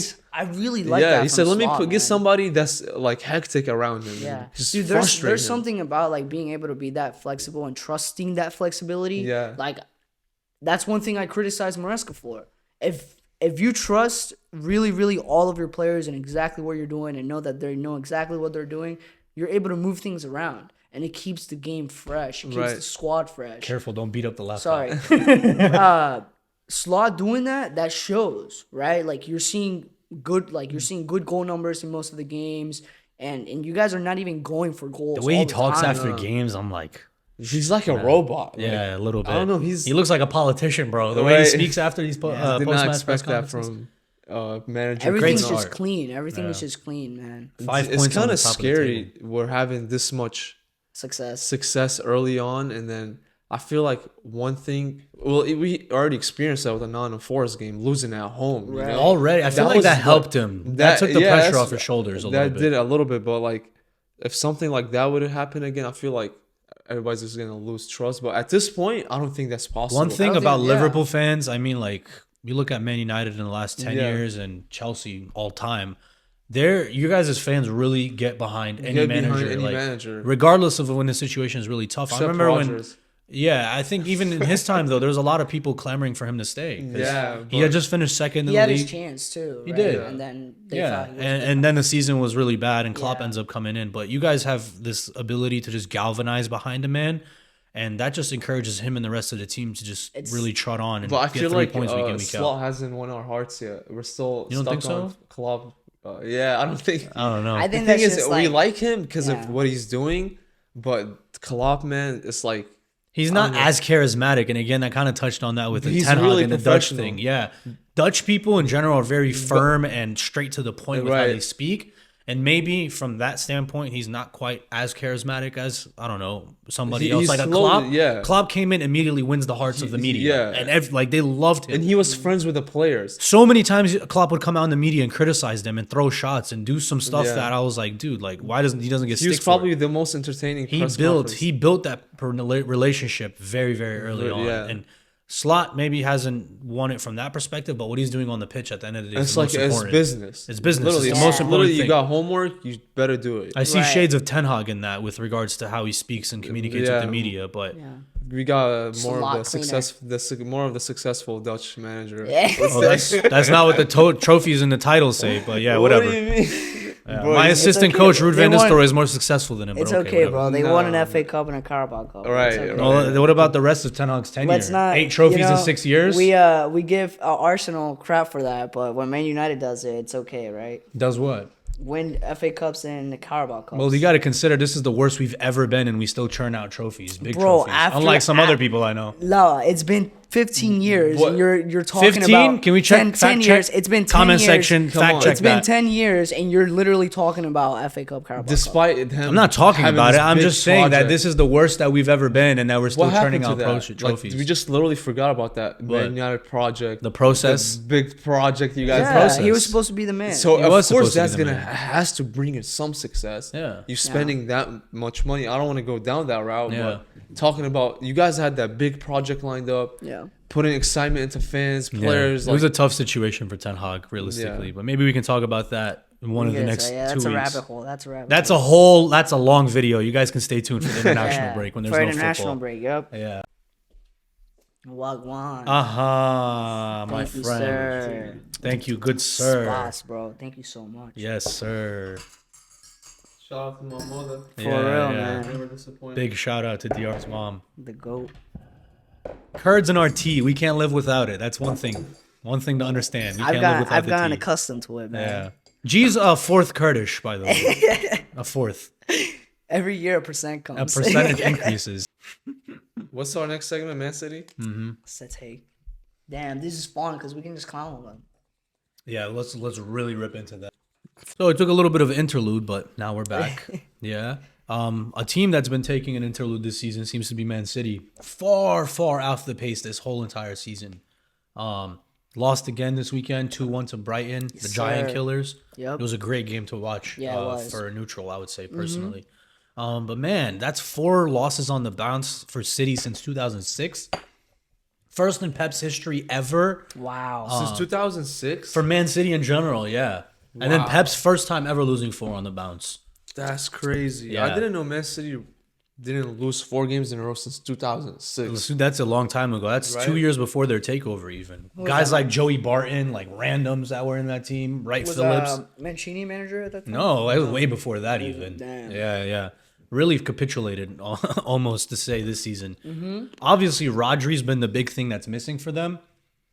his presence in the midfield and overall leadership. Yeah, I had a lot of belief in Kovacic playing that. Can't do it, man. It's Dude, not. I don't see it. I don't see think it. I don't think Kovacic can ever play that lone pivot role. No chance. Not in He's my never chance. been that. Dude, I think he's a number 10 if anything, Kovacic. No. He's an 8. He's an 8. He's an 8. solid. Bro. He needs a solid partner, Kovacic, because he's not the best going forward and he's not the best defensively. Right. His best game comes from really like Ball movement. I always say this, but like transitional play, like being able to get just won the ball. He just got the ball, being able to just quickly get it up to Right. the wing or Yeah. whatever. You know, Good in It's kinda possession that. and completely almost non-existent out of it, Yeah. realistically. He's not one to like thread the needle or anything like that. Yeah. He has good Here passes and there in he hand, will. but He's a ball not carrier thread the needle. overall. He had a good assist for Holland. Right. Yeah, that's the type of ball he does. That's not thread the needle. No, that's just no. kind of like a Pink through pass ball. more than Yeah, anything. through ball type of pass. Yeah. You look at their lineup and it's weird to me, realistically. Really, Like, that formation they're playing recently. yeah, What is they that? they have Kovacic in the center and then like Gundogan, What is Bernardo. there, 4-1-4? Yeah, they're playing like a 4-1-4-1, which I guess they're trying to turn it into like a 4-3-3 and just be a little bit more defensively solid. Yeah. But you got Matthias Nunes on the playing, left. yeah. That makes no sense to me. I Why don't is he understand. playing there? I don't get it. I don't even know if he's What's left up with footed. Doku? What's up with Grealish? I don't know. I think Grealish is injured since the last Grealish has been international break. injured. I look at their midfield and it just looks like a accumulation of a bunch of number 10s. Mm-hmm. You have Kovacic, Bernardo Silva, Matthias Nunes, and Ilkay Gundogan, who have looked very far off the pace. I would say it's a little arrogant coming from Pep very much in so. terms of like how he's setting his team up. Yeah, of course they're Man City and they're probably the best team in the world, but it's naive to come out with that team and think that you're gonna get something out of it. This like just even if you take away the context of how they've performed this season, if you look at it in the summer and you look at that City side, this is the weakest that they've been. Really? Depth In the wise, past, personnel wise, even their big stars have not been at the races this season, and a lot of them have been I injured. feel like they've been in worse situations than now, though. I Yeah. remember like but I think they were better set up to but, deal with them. like For example, 2-3 seasons ago, I remember their first 8 games. They were like 15th place. Yeah. Like losing. That was insane. I know what you're talking And about. we we're like, bro, they just need one win. Yeah. And literally, they won the season that Yeah. year. You know Didn't what they I mean? go on like a 16 They went game unbeaten for yeah. like freaking 6 months. You Yep. know? right now they're really missing. I think it's not even about what Rodri does on the pitch. It's the mentality and the reaction when things go rough. It seems like they just completely folded. The moment if Brighton scored their first goal to tie the game, they scored their second very quick I on. think they lack in the personnel. Because what are you doing chugging a 19-year-old that's barely played his first Premier League Yeah. season? Yeah. I'm Starting telling you, bro, center they don't back. have great defenders. And you have Akanji and Ake on the bench. Yup. Fully fit. Yep, I don't get it. I think that's again like too arrogant from Pep. You're setting up with 4 number 10s pretty much. You're setting up with Kovac, your lone pivot, Yeah. and your center backs are not great defending center backs. And They're I just good gave on the ball. I just gave Pep credit for creating a team that's able to play but also physically compete. right. They are terrible physically. Like you mentioned, wow, Rico Lewis has been their best player Yep. this game. In possession, yes, but out of possession, this guy's getting not beat very up. athletic. He Yeah, is he's gonna getting get beat up. He's gonna get But he's willing targeted. to be brave and get there though. That's one thing I'll give him. Yeah, and I He think imposes himself. as a youngster overall coming through the City Academy, he's probably been one of the best I've seen besides Cole Palmer. Ones that I've actually for stayed. sure. Yeah. And he did very well in possession. And he's another guy that comes into that double pivot as the fullback to help assist Yeah. Kovacic in those Right. situations. But just off the ball and in I can transitions, see they're Rico poor. Lewis playing CDM more than fullback. He honestly. can, but Yeah. again, you have the same issues with his What physicality if in he's the transitional the game. replacement for Rodri? But Rodri, Responsibility. That'd Rodri be- that'd be too big for defensively, him. it's not just the blocks, the interceptions, and the tackles. His organization. It doesn't get to the stage where you're playing a cutback pass across the ball, making guys from Brighton look like prime Ribery and prime Robin. Right. You know, simple mistakes that can be drilled out of a team.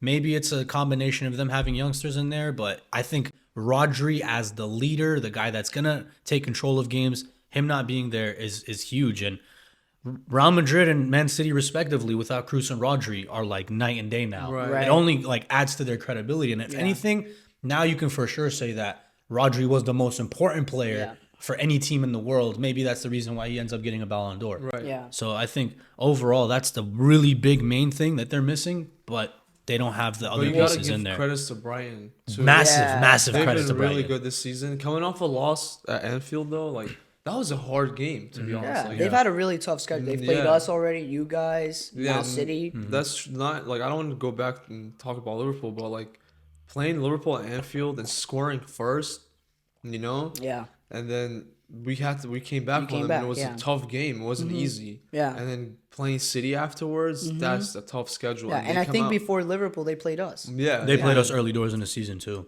Yeah. So they're a quality team. I'll they give them are. that. Yeah. And shout out to Joao Dude, Pedro. what a Man. What a beast. man. What What a a beast, game bro. changer. He's been big in all those big games that we just You know, mentioned dude, too. he was Scored on supposed us, to go scored to on City. Arsenal, scored on City twice Yeah. or once. I mean, You know, City was gonna buy him as well, but didn't go through. that Brighton scouting network is something to Solid. behold. Every single Premier League club should like get an intern, somebody that's go on an internship, just jot notes because Yeah, for real. they subbed that Baleba guy on the Enzo Caicedo replacement that they have. Enzo Baleba, or not Enzo, but his last name is Baleba.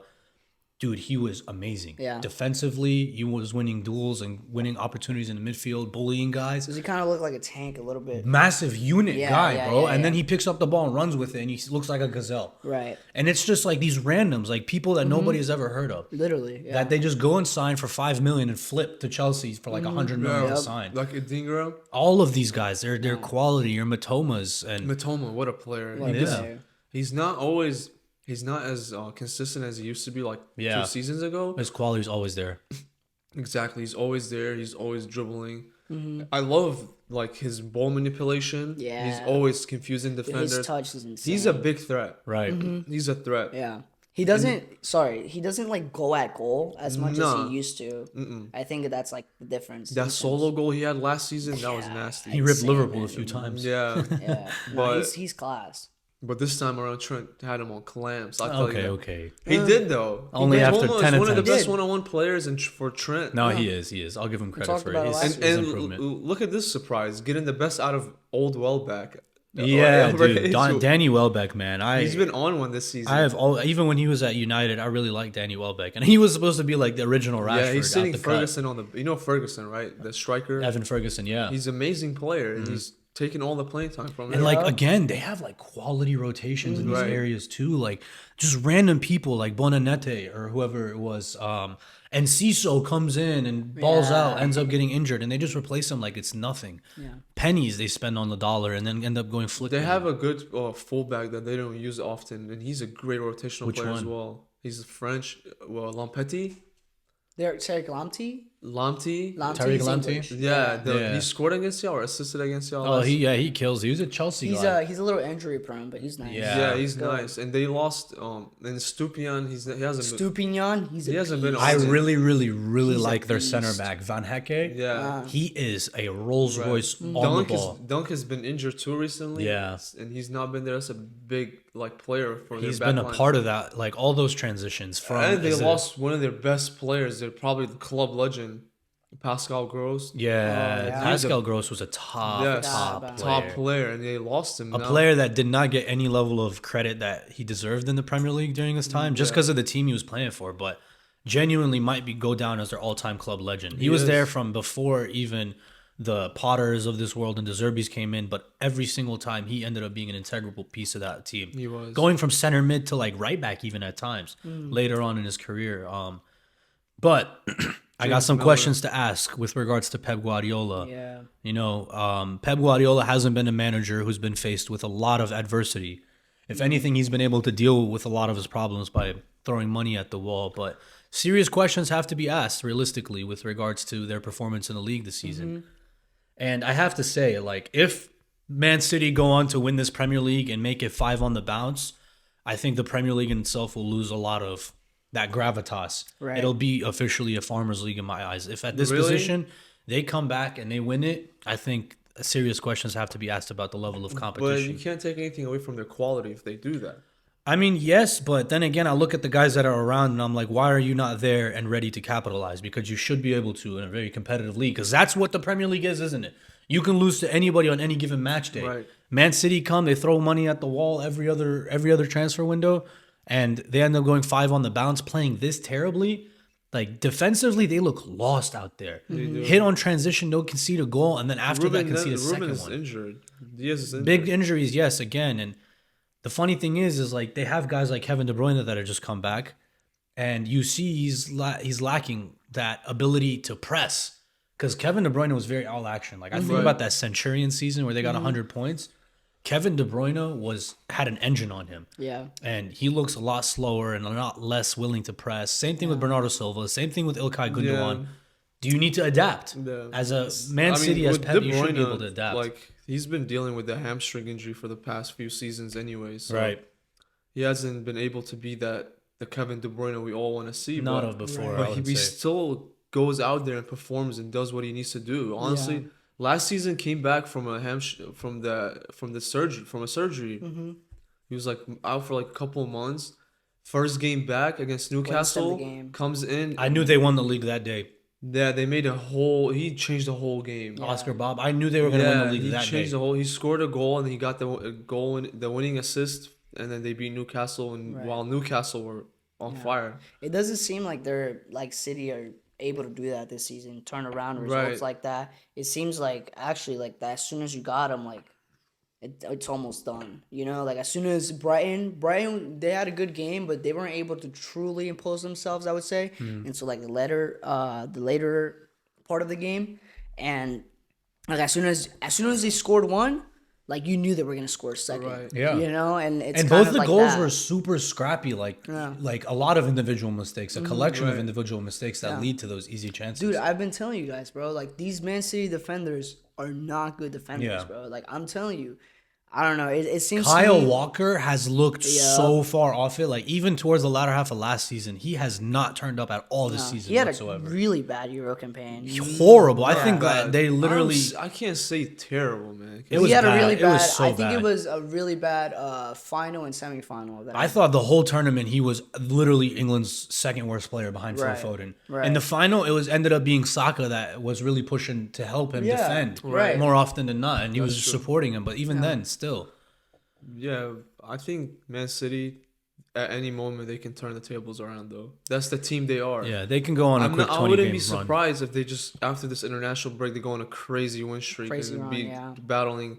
I would hate to see that, man. I just don't know how you solve the problem of no Rodri. Like, there's nobody I look in that squad and I'm like, maybe he can even barely do Maybe it. they need to change their play style. It has to be that. It has to be a switch up in the There's system. no way that he can come out and line up with a single pivot, man. Like, Ridiculous. even They if need to Rico go back Lewis to is that stepping up. 4-3-3.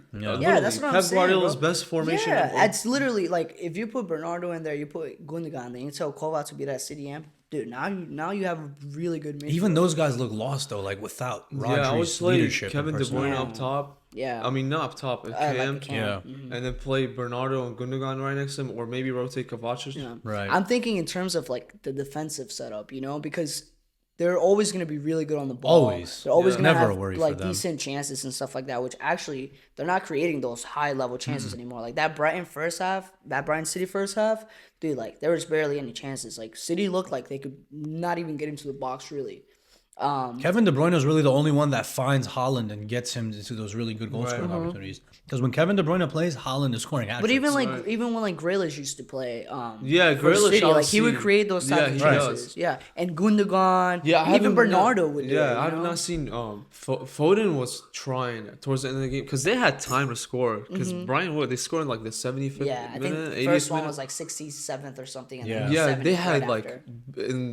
despite like they gave him 19 minutes. Yeah. I mean, like they had 19 minutes to come To back score. because it was 80th minute, and then they give 9 extra That's minutes. right. Yeah. Let me give you yeah, a yeah, stat. Manchester City, when losing, had 33 minutes of added time in 5 games. Wow. 11 minutes above the average across all of Yeah. Europe. 11 minutes. But you gotta think about it. That game against Brighton, there was a lot of stoppage time, There a lot of was, there injuries. was. No, I get it, but overall, I feel like they get a lot of opportunities late in games, especially when they're losing, and they get extra time. Maybe a little bit like how Fergie used to do back in the That day. one season when we were about to win the league, and then Gundogan decides to turn up last Oh minute. man, he turned into R9. That was at the end against of Brighton seasons. as well. Right. Right? Yeah. Wow.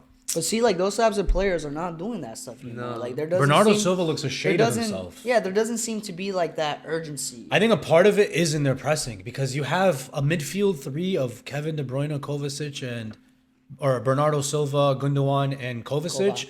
those guys aren't going to give you the same level of pressing they did 3 years ago, considering the amount of games that they played. Like Kovac should not be pressing. Like Bernardo's only going to press for so long. And it's slow. It's sluggish. Like these guys are a little bit older and they have lost a little bit of physicality and they've become a little bit injury prone in that time. So maybe a little bit tactically naive from Pep Guardiola. If Joe Ellington is like if you look at that midfield, like Joe Ellington's probably feasting. Yeah, and I throw a lot of that shade towards Pep because I mean I anything with regards to managers, I look up to Sir Alex Ferguson because he's outright the best. And periods of time where Fergie was facing difficulty with regards to his squad or his injuries, he would come out and beat Arsenal 8-2. Yeah. Right? With a midfield of Anderson and Thomas Cleverley. Right? Guys that are playing out of position, and he would get the job over the line. And it's like, I think Pep sometimes is so stuck on playing the way he wants to play and controlling the game how he wants to control him, that sometimes he ends up losing the game and sitting on the bench and swinging that water bottle like you always see him do. Right? So I put that towards him. I throw a little bit of shade his way because I think as the manager, 4 games on the bounce, even Ten Hag didn't lose 4 on the bounce. So you're going to have to figure out something to do during this international Lampard got sacked league. after losing 5 on the bounce. Well, 5 was crazy. I mean, it's one more game. We should Pep Guardiola out after this next game. No, of course not. But it goes to show, like, you know, No, absolutely. how legit that they are in terms of. He was defending himself well on the media when he was getting asked those questions. He's always really good with it, dude. He'll just But make you feel so small. Pep Yeah, Guardiola. I hate how he interacts with He the hasn't media, been in by this the way. situation, and like I don't know when was the last time he was in a tough He's situation. never ever lost 4 games in a bounce. Right? Ever. Dude, when they Fergie scored, never lost 4 when on they the bounce. scored that second goal, you should have seen how his staff, because he was sitting down, and he gets up, right? You should see how his staff is looking at him. They're really wanting to know what's gonna happen next. Like, it was a worried look, and it was like, you have to do something. They were like shook to see Pep in that situation. Yeah, Like, let's see. it's like, this is bad. Like a new what's reaction from him. happening? What are you gonna do? What are you thinking? Like, all of this. There's a big cloud over his head too, because we don't know what's gonna happen. I think his contract, the charges for sure, yeah, but his contract's coming up close, and there's a lot of talk about him potentially managing the Brazil side, which I have mixed feelings about personally. I feel like there's something we don't know that's going on behind scenes in Man City. Maybe 115 It's not even things. about the charge. It's like there's something that's been confirmed and we don't know. That's what's bringing them down. I And think it's it's not a just transition. How are they going to big. transition to the next few years? And part of it is also going to be how do you motivate these players that have already just won 4? Some of them have won 8 in total. Honestly, if I'm Man City, I'm probably looking to do a cleanup. Like, I'm probably looking to cash in on a couple of players. I mean, I look at some of the quality they lost. Riyad Mahrez. Yeah. Savino's come in, and Savino's a bright player. He's young and coming into his own. That's so disrespectful how they did the Riyad Mahrez in the beginning of the season. Yeah. When Savino came like, oh, our new Riyad Mahrez, and Riyad Mahrez went on Twitter, who? Like, he was like, who are y'all talking about? Man, I think in like 10, 15 years' time, people are not going to attribute the same level of credit to Mahrez like they would for a Saka or Salah. Right. Not that they necessarily are at that level, but he is a player that deserves respect with regards to his time in the Premier League. Yeah, I feel like he's going to get his respect. Elite player. He's one of the ones, like, I hope it's not just his career is not just looked upon as a City player. No, because he remember did his more. biggest achievement probably. I don't know Leicester how City. he feels, right? Because winning Definitely the treble is is pretty insane. Yeah. But winning with Leicester, like, that's got to be top. No, that's a massive thing that he did with that team. But even as City, like, he was integral. A lot of the times, he was like the second top goal scorer, and he was scoring big games. Big games. And he was really good in like out of Prem games, Right. like the League Cups, all those Champions league League. games. Love those, He was huge for them. Like, he was the outlet that when things were going bad in those league games, he would turn up and just get it done. Like, most of his goals were bangers. Yeah. Like, that's You remember when he left-footed almost curve. scored against Chelsea in the final? The final, I was thinking about that. He was that their most last ready minute, player. it literally tipped off the bar, tipped off the the crossbar. bar, Yeah, dude. Yeah, they almost got that one over the line. What a player, man. Really quickly to touch on a little bit of a story. You know, we kind of touched on those inspirational moments in football that really get us up for it week in and week out. What is his name? O'Reilly, right? The guy that ends up scoring the second goal for Man City. Yes, sir. 17-year-old kid. He's been very promising in Scotland. Yeah, it's Scotland, but comes over to the Premier League for a team like Brighton and gets his first opportunity to come on, and he His scores debut, a goal to beat the Titans, the evil empire that is Manchester What a City. debut. I mean, but see, like, you probably put that back on Pep too, because like you said, what is that? You're starting a 17, 18-year-old center back that's never played before. That's in the never league. played in the Premier League. When you have a Kanji in the bench, and even Gavardio can Okay. play center back, like you have I think he was other his partner. options. I think Gavardio was his partner. Gavardio was Yeah. there. He was I know he was playing, At but some like, point, he was their only threat going up yeah, top. That's how And sad it that's was. he's been their only threat going And up top. Gravadio's like, I think he's a top Yeah, player. top. But why are you chopping and changing? 1 week he's why are playing you left back, 1 week relying? he's Why are playing you center back. relying on that player to score? Like people used to crap on Chelsea so much when we were scoring with defenders. Mm-hmm. You remember that? And now look, City's doing the same thing. Arsenal's doing the same thing. Nobody says anything. If anything, they praise them. Yeah. Right. Look at what these defenders can do. Look at Yeah. all this stuff. I remember a time without Haaland where City was so free flowing that people would just pop Yes. in and out of that false nine position. And now, Alvarez. and now that they lack Alvarez, they don't have that option off the bench that they can bring in across the front line. They went without Aguero for like 6-7 months of that one. Exactly. It was like their second win in the Premier Playing League. guys like Bernardo Yeah. Silva, Phil Foden as the center They forward, brought in Jesus that season. Jesus. Yeah. getting those guys to perform, and somebody like Haaland, you don't really get the best out of him playing in a Manchester City team. Yeah. Like we were making fun of when Darwin Núñez missed that header, we were talking about it. How Yeah. I really don't look at Haaland or Núñez and say, oh, they're really good in the air and they score a lot I of goals. say in the air. Nunes is. Nunes he just is. doesn't. Well, It's just Liverpool is not a crossing team. They don't. No, not they don't, like they used the to only be. time they use is like off of like corners. Yeah. Right. You know, and that's mostly they target their center backs because you have huge center backs like Van Dijk and Konate. Yeah. Or like you the want them to overlap. header the ball. You Yeah. know.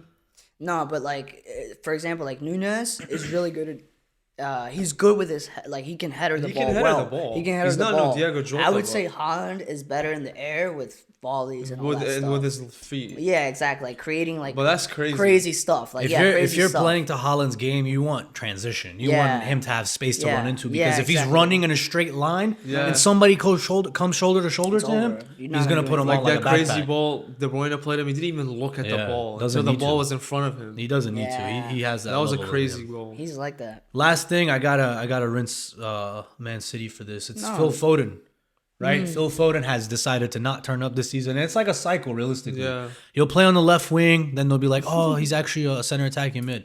Then you'll play center attacking mid, be trashed, then they'll be like, oh no, actually he's a right winger. And then it's just constant rotation of Phil Foden. He was their only threat towards the end of the game against Brighton, though. Yeah, He but- was But it's like trying. it's Hasn't like half arrived. chances, man. Yeah, Like, but he wasn't. It wasn't something. it's like it it's wasn't kind of like anything Nori dangerous. Madueke, right? Like I'm gonna do this, but like little you're bit not gonna do better. it. Yeah, of course, little of bit course, better, of course. I But would like say. I'm saying, like that's sort of attack. You know, like it's Yeah. like I might do something, but more than likely I'm not. For gonna me, do last it. season's Player of the Year, PFA Player of the Year, just hasn't turned up, and it's been Yeah, it's because he didn't have a great start of the season. yeah, And I feel like he's still trying to adapt. He's still stuck in that. yeah, a big little time bit. for Yeah. sure. I feel like he's not even fully fit. I mean, he didn't have a good Euros either. Horrible, So it's been absolute months now. dreadful. It's he been did, months now. But he It's did like- play a lot in the Euros. Yeah, he Yeah, did. but He did. maybe he shouldn't have because of the performances he ended up Yeah. dropping. Yeah, the balance. Yeah, for sure. All right, and to wrap up this week's weekly roundup, we saved the best for last. Man United, let's go, baby. Ruud van Nistelrooy's interim tenure, undefeated, 3 wins, 1 draw, and retires as a Man United legend. Watch How of many? all time. How many of these interim Yeah. managers are gonna Man, have a perfect I record? wish for every month we brought in a new interim manager. 1 week it's Roy Keane, next week he's Ruud. He's gonna be like, oh, Van Nistelrooy had 100%. Yeah, managers 100, never undefeated. 4 games. Build One- him a 2 statue. games against Leicester and 1 game against a team that nobody knows. What are they called? 2 games against Leicester. Yeah, build for real. him a statue outside Old But Trafford. you gotta give him that Chelsea game, right? He tied. Yeah. Man, overall, I think you got to give it to him, man. Like, because what is your job as an interim coming into a role? You kind of just want to stabilize, steady the ship, maybe provide a little bit of a tactical tweak, and make sure there's a safe transfer with regards to next manager You think coming in. the next manager is gonna keep him around or not? He's You part know of the what? next staff. I don't know. And tomorrow is Ruben Amorim's official first day as Man United boss, so I'm sure they'll have conversations then. I don't think they've had many as of yet. I would love for him to stick around. I would love to, because I see the relationship that he's built with the players, and just the way he's carried himself has been of maximum professionalism. Coming in, dealing with the media, the press conferences, as you can imagine, as a manager of Man United, but let alone an interim manager of Man United, the kind of things that you're going to get thrown at. And he's just dealt with them as if he was a player taking the ball out of the air, hitting it on a half volley. So No, he has been really good. He scored a lot of goals. I think he's good energy for the team, right? And the only thing I would be worried if I'm Amorim, how good has he looked, right? But you don't want to keep. I think Roy Keane said it best, right? Like you don't want to keep any part of your staff that when things go wrong might be thinking. And I'm not to like come at Rude because he's probably not thinking this. Yeah. But you don't want to have any doubt with your staff in terms of like, oh, he might be be wanting the job. Yeah, you know? who's to say like Almiron comes in and he's playing this three at the back system and the things that he's doing are a little bit too far ahead of Rude and Rude's not able to, and you don't want to just say he's like a striking coach because that's disrespectful to him. This guy is a well and bona fide manager and worked really hard to get to the stage of being a head coach. Yeah. Matter of fact, he's more successful than somebody like Arne Slot, for example. Yeah. But he's done very well, transitioned us from the Ten Hag era into the Almiron era, and overall, I wouldn't say there's been big tactical changes with regards to the games. More than anything, it just looks like a defensive shift of we're going to be a little bit more solid. Organized. The spine of that comes from Casemiro and Ugarte. Last 4 games, they have been responsible for us being able to set up and go on to score and win games potentially. Yeah. No, that's a good shout because when we were talking about like Pep, I criticized him for maybe being a little too arrogant and naive with that. I think that's a good move from Rude because right away you're saying even midfield is important in terms of moving the ball, but right away he's coming in and say, no, let's focus on defense first. Because that's been the big thing. Yeah, that's what you focus on when you go into a team, right? And you're struggling, you got to go back to the basics, man. Yeah, and you got to build from the back. Yeah. One like particular today, Ugarte and Casemiro did brilliantly. I read a stat that Casemiro, considering that horrible start he had to the season, at this stage of the season across Europe's top 5 leagues in the 100th percentile for defensive actions.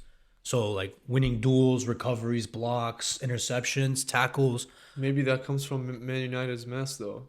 I mean, partially yes, but I'm not going to argue against that. But I think a lot of it is because of Ugarte. Right. I think instead of having Casemiro sitting in the hole and covering this whole entire distance, Ugarte is going to cover this half and Casemiro covers this half. And a lot of what you saw today and across the last 2 weeks, I would say, is Casemiro's playmaking. He's playing some really nice, intricate passes into our forward line and just popping it into that space. And it's shocking considering the player he used to be with regards to seeing Man United his this form. season, the only results they've gotten was like against teams that are battling relegation. No, for sure. Right? It's not been good. It's kind of like that Doku analogy, right? Like when they say, oh, Doku's had a good game. Let's check the opposition, right? The fullback. See what when age the United has fullback had a is. good game, let's check the opposition. Yeah, I mean, it's not been great this whole entire season, but we're only 4 points off of 3rd place at this moment in time.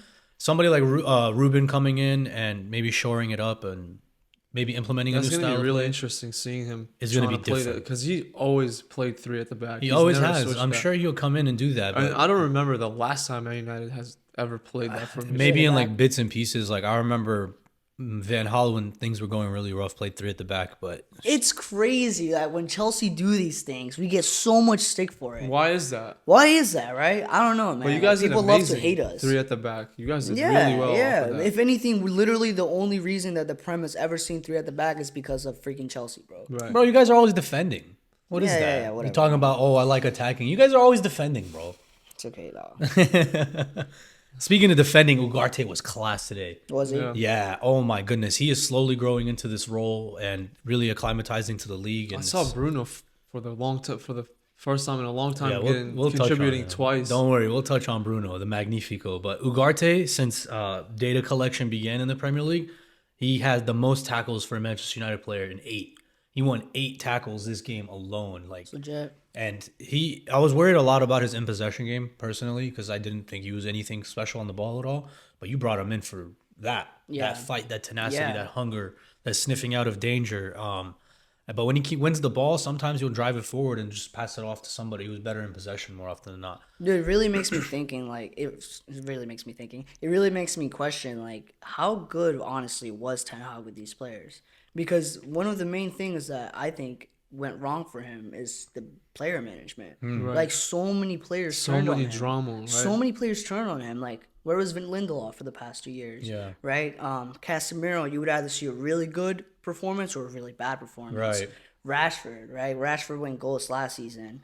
I think he lacked the Even this season charisma. is I not think his the biggest thing towards his downfall was his lack of charisma, and you really saw it get really sour in the But there press has to be more conferences. than just lack of charisma, man. There's something in there in terms of Process. attitude. No, in terms of attitude, like him personally, that must be coming off wrong I to mean, the players. he's Must be very- rubbing off Yeah. wrong. You can tell he's an You know? authoritarian. He's an authoritarian was. figure. Right. Like he's not the guy who's gonna wrap an arm around the shoulder.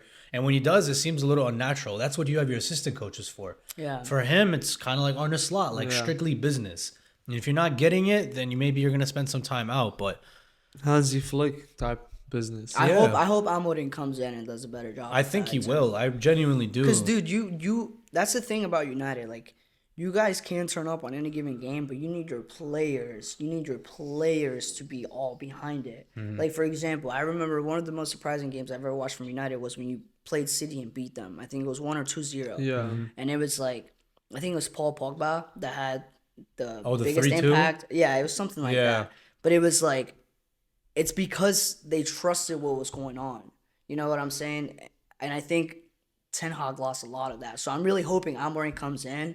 Yeah, and I'm sure everybody will buy in and stuff, but that he's really good with the players. For me, Because the somebody like frustration- Rashford is gonna Yeah, I was gonna say like he had a great relationship with Bruno. Like even Yeah. on when he left, Bruno wrote him an apology letter, like saying like I'm sorry if I wasn't the best for you for some games, and I could have maybe like yeah.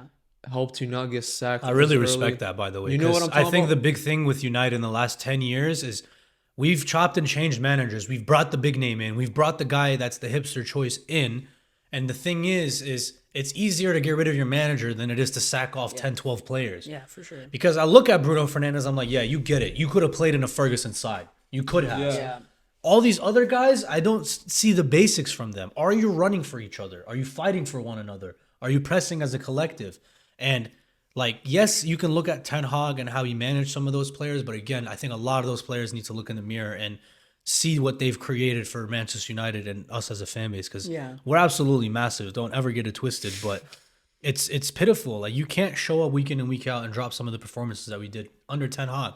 Some of it you put towards Ten Hag as a bit of his stubbornness, but I really do look at the players and I question their mentality, Yeah, because and their ability to fight for the badge. Even at your worst times, I've not seen United lose this many home games It's in one bad. season. You It's know, bad. It's terrible, realistically. bad. But lots to look forward to. It's really exciting. Like I said, it seems really doom and gloom, but we're only 4 points off of top four at this current moment in time, and there's the a lot. league is really tight. There's a lot to look forward to. Midweek, Ruben Almiron goes and plays Manchester City in the Champions League. Destroys them. Before the game, he says people in the media are going to think I'm Sir Alex Ferguson if I win, Yeah. and then they're going to think I'm the worst manager ever if I lose.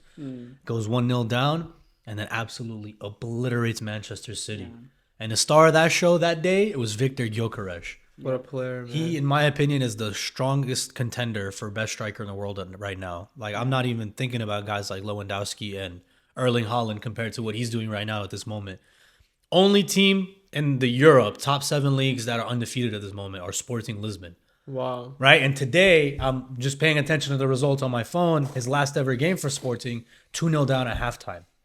Minute 85 comes around, they score 1, and by the end of the game, they've won it 3-2. Wow. Sending them off still undefeated in a great position That's awesome. for the rest of the season in Sporting. Yeah. That's So great. you have to respect it. And I, I see a will- lot of parallels with Jose Mourinho. Like, I don't want to get giddy, but this is my football club, and I can get a little Yeah. bit diluted. Trying to do it like Chelsea. Did he ever Nah. coach Bruno or no? No, I think he came in after Bruno, but he did coach Ugarte, and he did very Right. well with Ugarte during that time. I must say, like, I didn't hear much about Amorim before, and ever since I've heard of him, all I keep seeing is like aura, and like Yeah. and just like Liverpool big ball reject. mentality, right? Yeah. Like big balls mentality, and I'm a little worried, honestly. I think that's the type of man that you guys can get a Charisma, lot man. out I of. think that's the biggest difference you'll see between him and Ten Hag. Yeah. Charisma. He's going to come in, he's going to rope this dressing room, and he's going to make him buy That's into his crazy. idea. And then he's going to go on and maybe sign a few guys that are going to implement to his system. We're supposed to get him, but Both of you guys, actually. Yeah. Allegedly, he got an offer that was 3 times the amount. us was Man more City. promising. I'm sure that was you guys throwing money at the wall. The thing is, you remember, like you're like, who's when we were talking about if Ten Hag is gonna sag, we're like, who is gonna come in for him? Right. Never crossed my mind, but Yeah, you but called I- it, Dr. yeah, I you was did like- call it. He did. I mean, he's the top managers in Europe right now. Like you Yeah. can't miss. And United is like has been like a lab. They just send test subjects to, you know. This is Experiment. at this point it's a social experiment. I'm fully dialed But that's the into it. scary part about it. It's like you bring in a manager and you just it's a test subject, or even a player. Yeah. Like that's the hard part about going to United. It's the hardest. The shirt test. weighs heavy, like to the same degree of Barcelona. Real Especially, Madrid. it's not just because how big the club is. It's how like down bad they've been, and then they're just looking for that one thing Fixer that could upper. Yeah. which is to me it's impossible. Yeah, that was literally kind of what I was thinking You know, about. like you can't just think about. Do you think Manchester United benefits off of a style of football, or should a manager be coming in and saying, no, this is the United style of football? Right? Like, you've seen a lot of changes of football, like your David Moyes, your Jose Mourinho, your Ole, your Ten Hag. Should United just have their own sort of style in a sense? They tried, but it didn't work. That's why they've been testing out this new ways of playing. You know? I But think see, what was that famous Man United? Like, Barca's tiki taka, Yeah. right? Liverpool is like school rock or whatever it is. Hard like metal rock. Yeah, hard metal rock. What is like United's? I us- usually think like late goals, counterattacks Fergie a little time. bit. Yeah, that's kind of what I mainly think about. Tom- for Boss me, City. when you think about Manchester United, and most of it comes down to Sir Alex Ferguson, but he goes even further past that to Matt Busby's days. There's a few core pillars of what a Manchester United manager needs to implement into his team. Youth, absolutely necessary. Yeah. I remember the first opportunity Man United fans got to turn on Jose Mourinho, we did, because he didn't support and youth. bring the youth through. Occasionally here and there, yes, but Not overall enough. wasn't a fan of it. Like you look at him bringing in Alexis Sanchez, while Martial and Rashford were switching games week in and week out, Yeah. scoring every other week. The second part of it is adaptability and flexibility.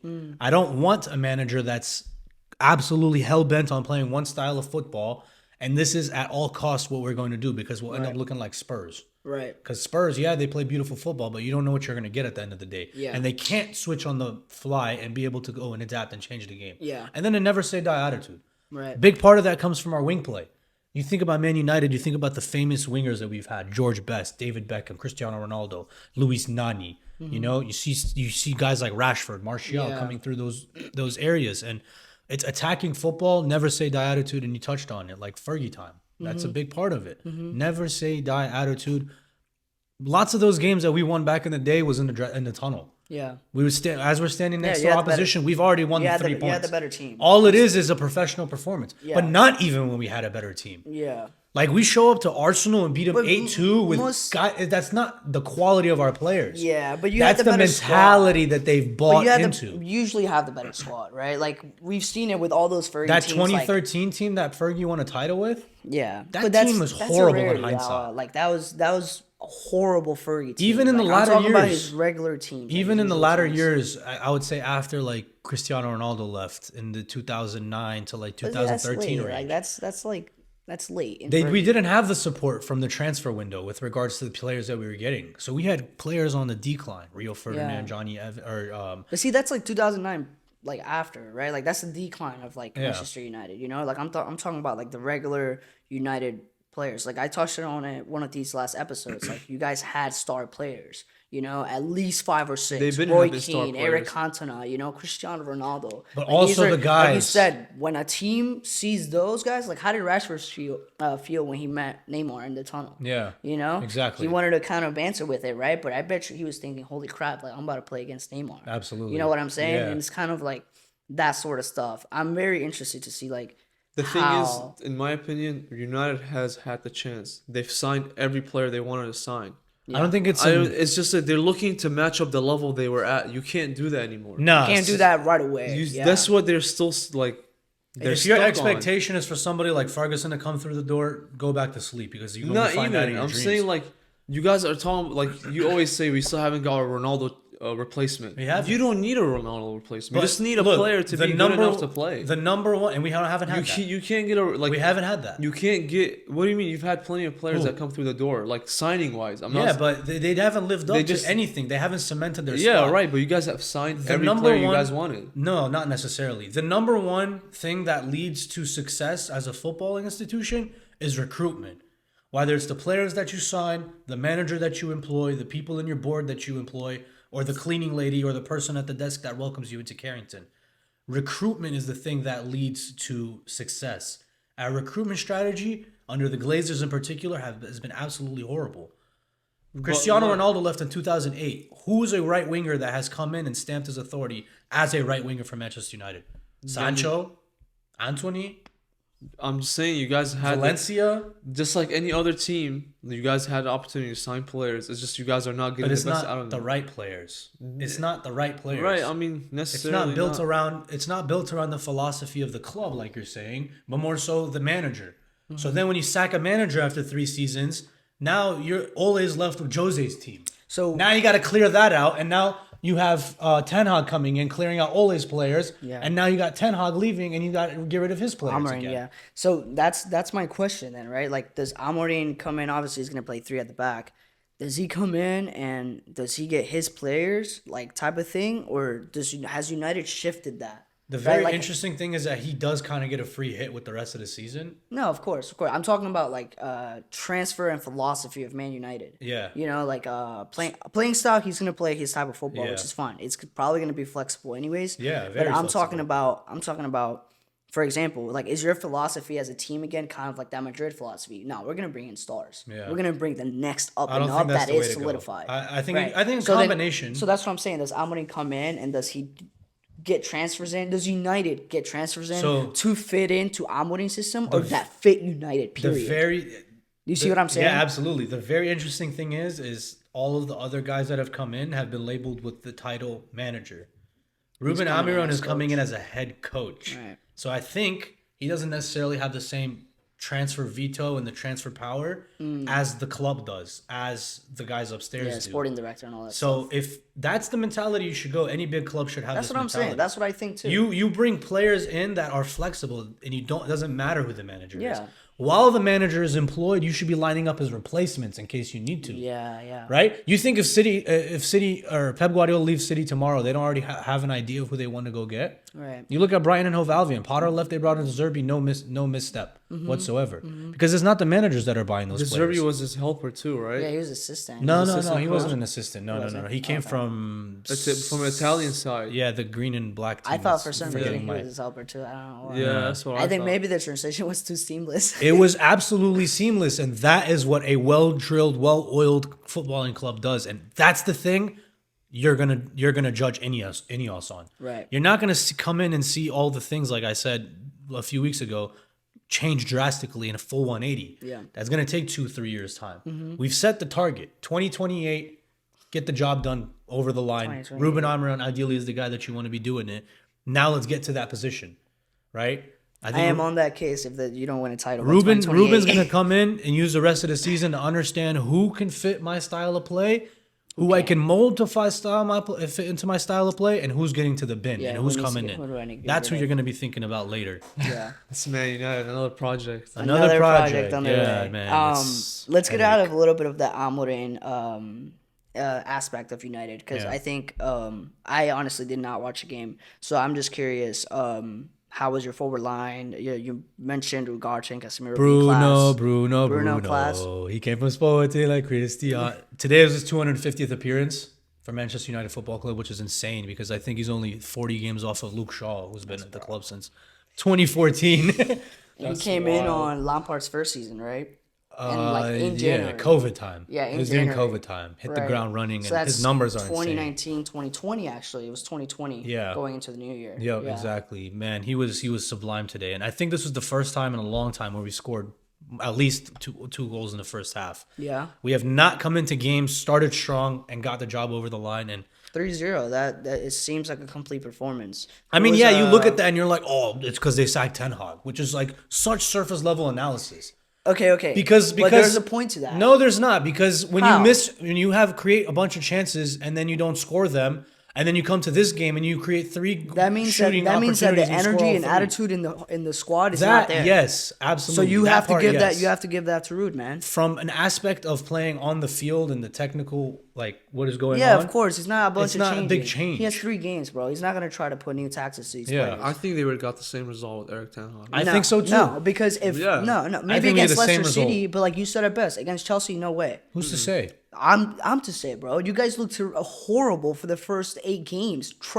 Really bad. Never looked like there was hope in anything. Ruud van Nistelrooy was taking training week in and week out. So realistically, what difference did he give besides changing the vibe? There's a difference, man. When you have a coach or a manager that you just don't get along with, things are not going well. Who's to say they weren't getting along with him? It's been 2 or 3 years.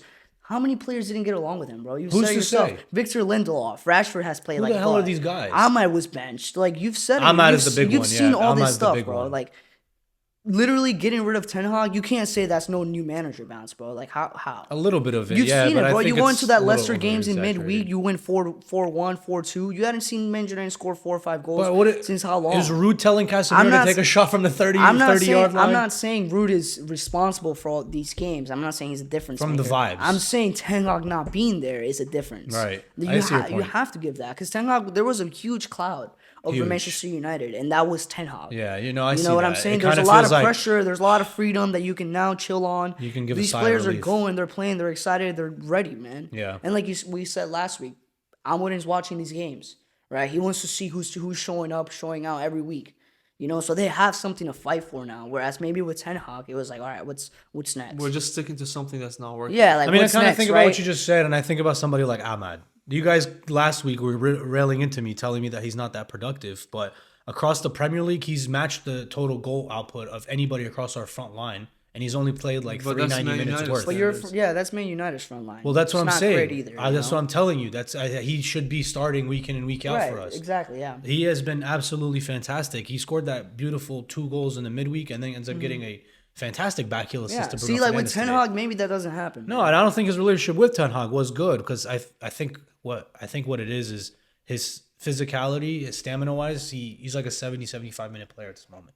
I don't think he's built his stamina up to like the 90th minute, because that time comes around and you see a little bit of a drop off. But I see this kid and I see shades of Messi, believe it or not. Oh my God. Like, It's take the crazy alien things he says. bro, but like I'm talking about. What has he done to even You guys, bring that you guys. up? Let me land. Let me You guys see land. what we have to deal with? Scoring 2 goals against Leicester. That's not why. Let me Bro, land. he said Let me land. Victor Gyökeres is the best striker in the world right now. You guys are more than likely getting Victor Gyökeres. Who's If to he is say? not the best striker when he comes in, I am on that ass, man. Like, come on, man. By what I mean, let me just clarify. By shades of Lionel Messi is the way that he picks up the ball and runs with it with his head down. Right? I know what you're saying. I He know has- what you're saying. He I has know the what you're best saying. ball carrying numbers into our box, and Yeah. like you look at Messi, and that's one big attribute of his game. Yeah. If anything, he's the human version of an alien. That's what I'll put it. That's still a crazy That's still comparison. crazy. Because when I used to say Eden Hazard has Messi numbers, you guys were like, oh. Bro, like right now, you go ask a guy like that's a football fan, but not a huge fan. They go, do you know who Amad Diallo? They'd be like, who is that? All right, that doesn't who mean is Amad that? Diallo, they're going to comment and be like, why do footballers always He's have just such not weird comparing names? him to Messi. Bro. Yeah. I'm not comparing Wow, him to bro. Messi. I just picked up That's- a similarity in that's- their game, and that was I I it. think It's Man Messi. United need to lose that. That was it. Yes, a They little need bit to of lose that. that Yeah, I know for- exactly what you're saying. Yeah. They're fans of having this optimistic. It's not Crazy. it's not optimism. If anything, it's been utter pessimism, bro. Like the Yeah. moment Ten Hag came in, it was always utter pessimism. If anything, our fan base has become a little too negative. Like you look at the Garnacho stuff. You got fake fans coming up before the game, and he's like, "Hey, better have a better first touch today." His first touch looked like Midas gold today, Garnacho. Maybe they need that. What? Kick up, They kick need up. that little. that little kick in the butt. Nah, man, They I'm get never lot a of- fan they, of that. They do get a lot of stick. That's one thing I'll say. ridiculous. United does get a lot of stick. A lot of it is self-inflicted. But they do get a lot of stick comparing to like Arsenal and City, bro, that are media darlings. Literally, like, they ridiculous. cannot The put a thing is- foot wrong ever. But Those when guys. they do put a foot wrong, it's a whole agenda against them. Nah, too. bro. It's Yeah. just a little bit of clowning. Like City, a little bit you'll see it because it's like their expectations are so high. But like, You how don't- you long, see none how of long it was from Arsenal? City. How long was Arsenal? Like, how bad have Arsenal been? Like, yeah, they got a good result against us, but this whole year they have not been a great They team. should be front They've been page of the news week they've in, been- week out. They've been hard to beat, but they have not been a great team. I'm not seeing anything, bro. The only thing I'm seeing is how good are they in set pieces. Is it too late for them, like in terms of the league title and all this stuff, or like too far out fetched? You know what I'm saying? They're not really ridiculing them. They're not making fun of 'Cause Arteta. people They're not just- doing that stuff. People like just having background knowledge about football. They know that they're not gonna fall that bad. You know what I think it is? I understand. I You see know what they, you're saying. they can't But, put bro, them in the that's same BS, bro, category because- as like Man United. Yeah. How You bad. You know what I think it is? I just think we're so massive. Shut up. I think that's what it is. Then that means Chelsea's huge too. Yeah, professional performance from Man United today.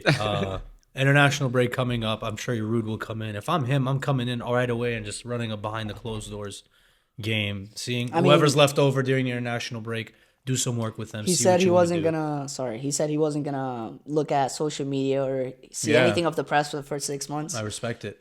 I think he's gonna do well with the press from that aspect of things because he's not a guy that takes a lot of. He has aura. You can tell he has aura. Yeah. I think we need a little bit of that. Some guy that's gonna come in and really have everybody buy into the project, and we'll see, man. There's a lot of reason to be optimistic if you're a Man United fan, because I mean, what are you gonna do? What's the alternative? Doom and gloom. So we'll see. We'll see how it goes. Well, we really appreciate you guys coming back for another episode of the Half Turn. You know, we're trying to stay consistent, put out these weekly uploads. You guys seem to be liking it, seem to be enjoying it. We need to get to that 100 subscriber mark ASAP, right? So if you got family, friends that might be interested in this sort of content, be sure to share it with them and make sure that you subscribe to be in for the chance of the giveaway. All the other links are going to be in the description, so be sure to check those out. And yeah, any final thoughts from you guys? No. See you next week. International break. International break. So it's going to be a little bit different to our latest episodes, more recent episodes. We're thinking about doing some games, maybe. Yeah. Talking about more about the Amorim transition with Man United. And yeah, just kind of some maybe like some fun topics. Off-prem topics. Yeah, exactly. So yeah, make sure that during this international break, you're going to be bored. You're not going to have games to watch. No football. Go check out some football content from the Half Turn. Absolutely. Yes, sir. Peace.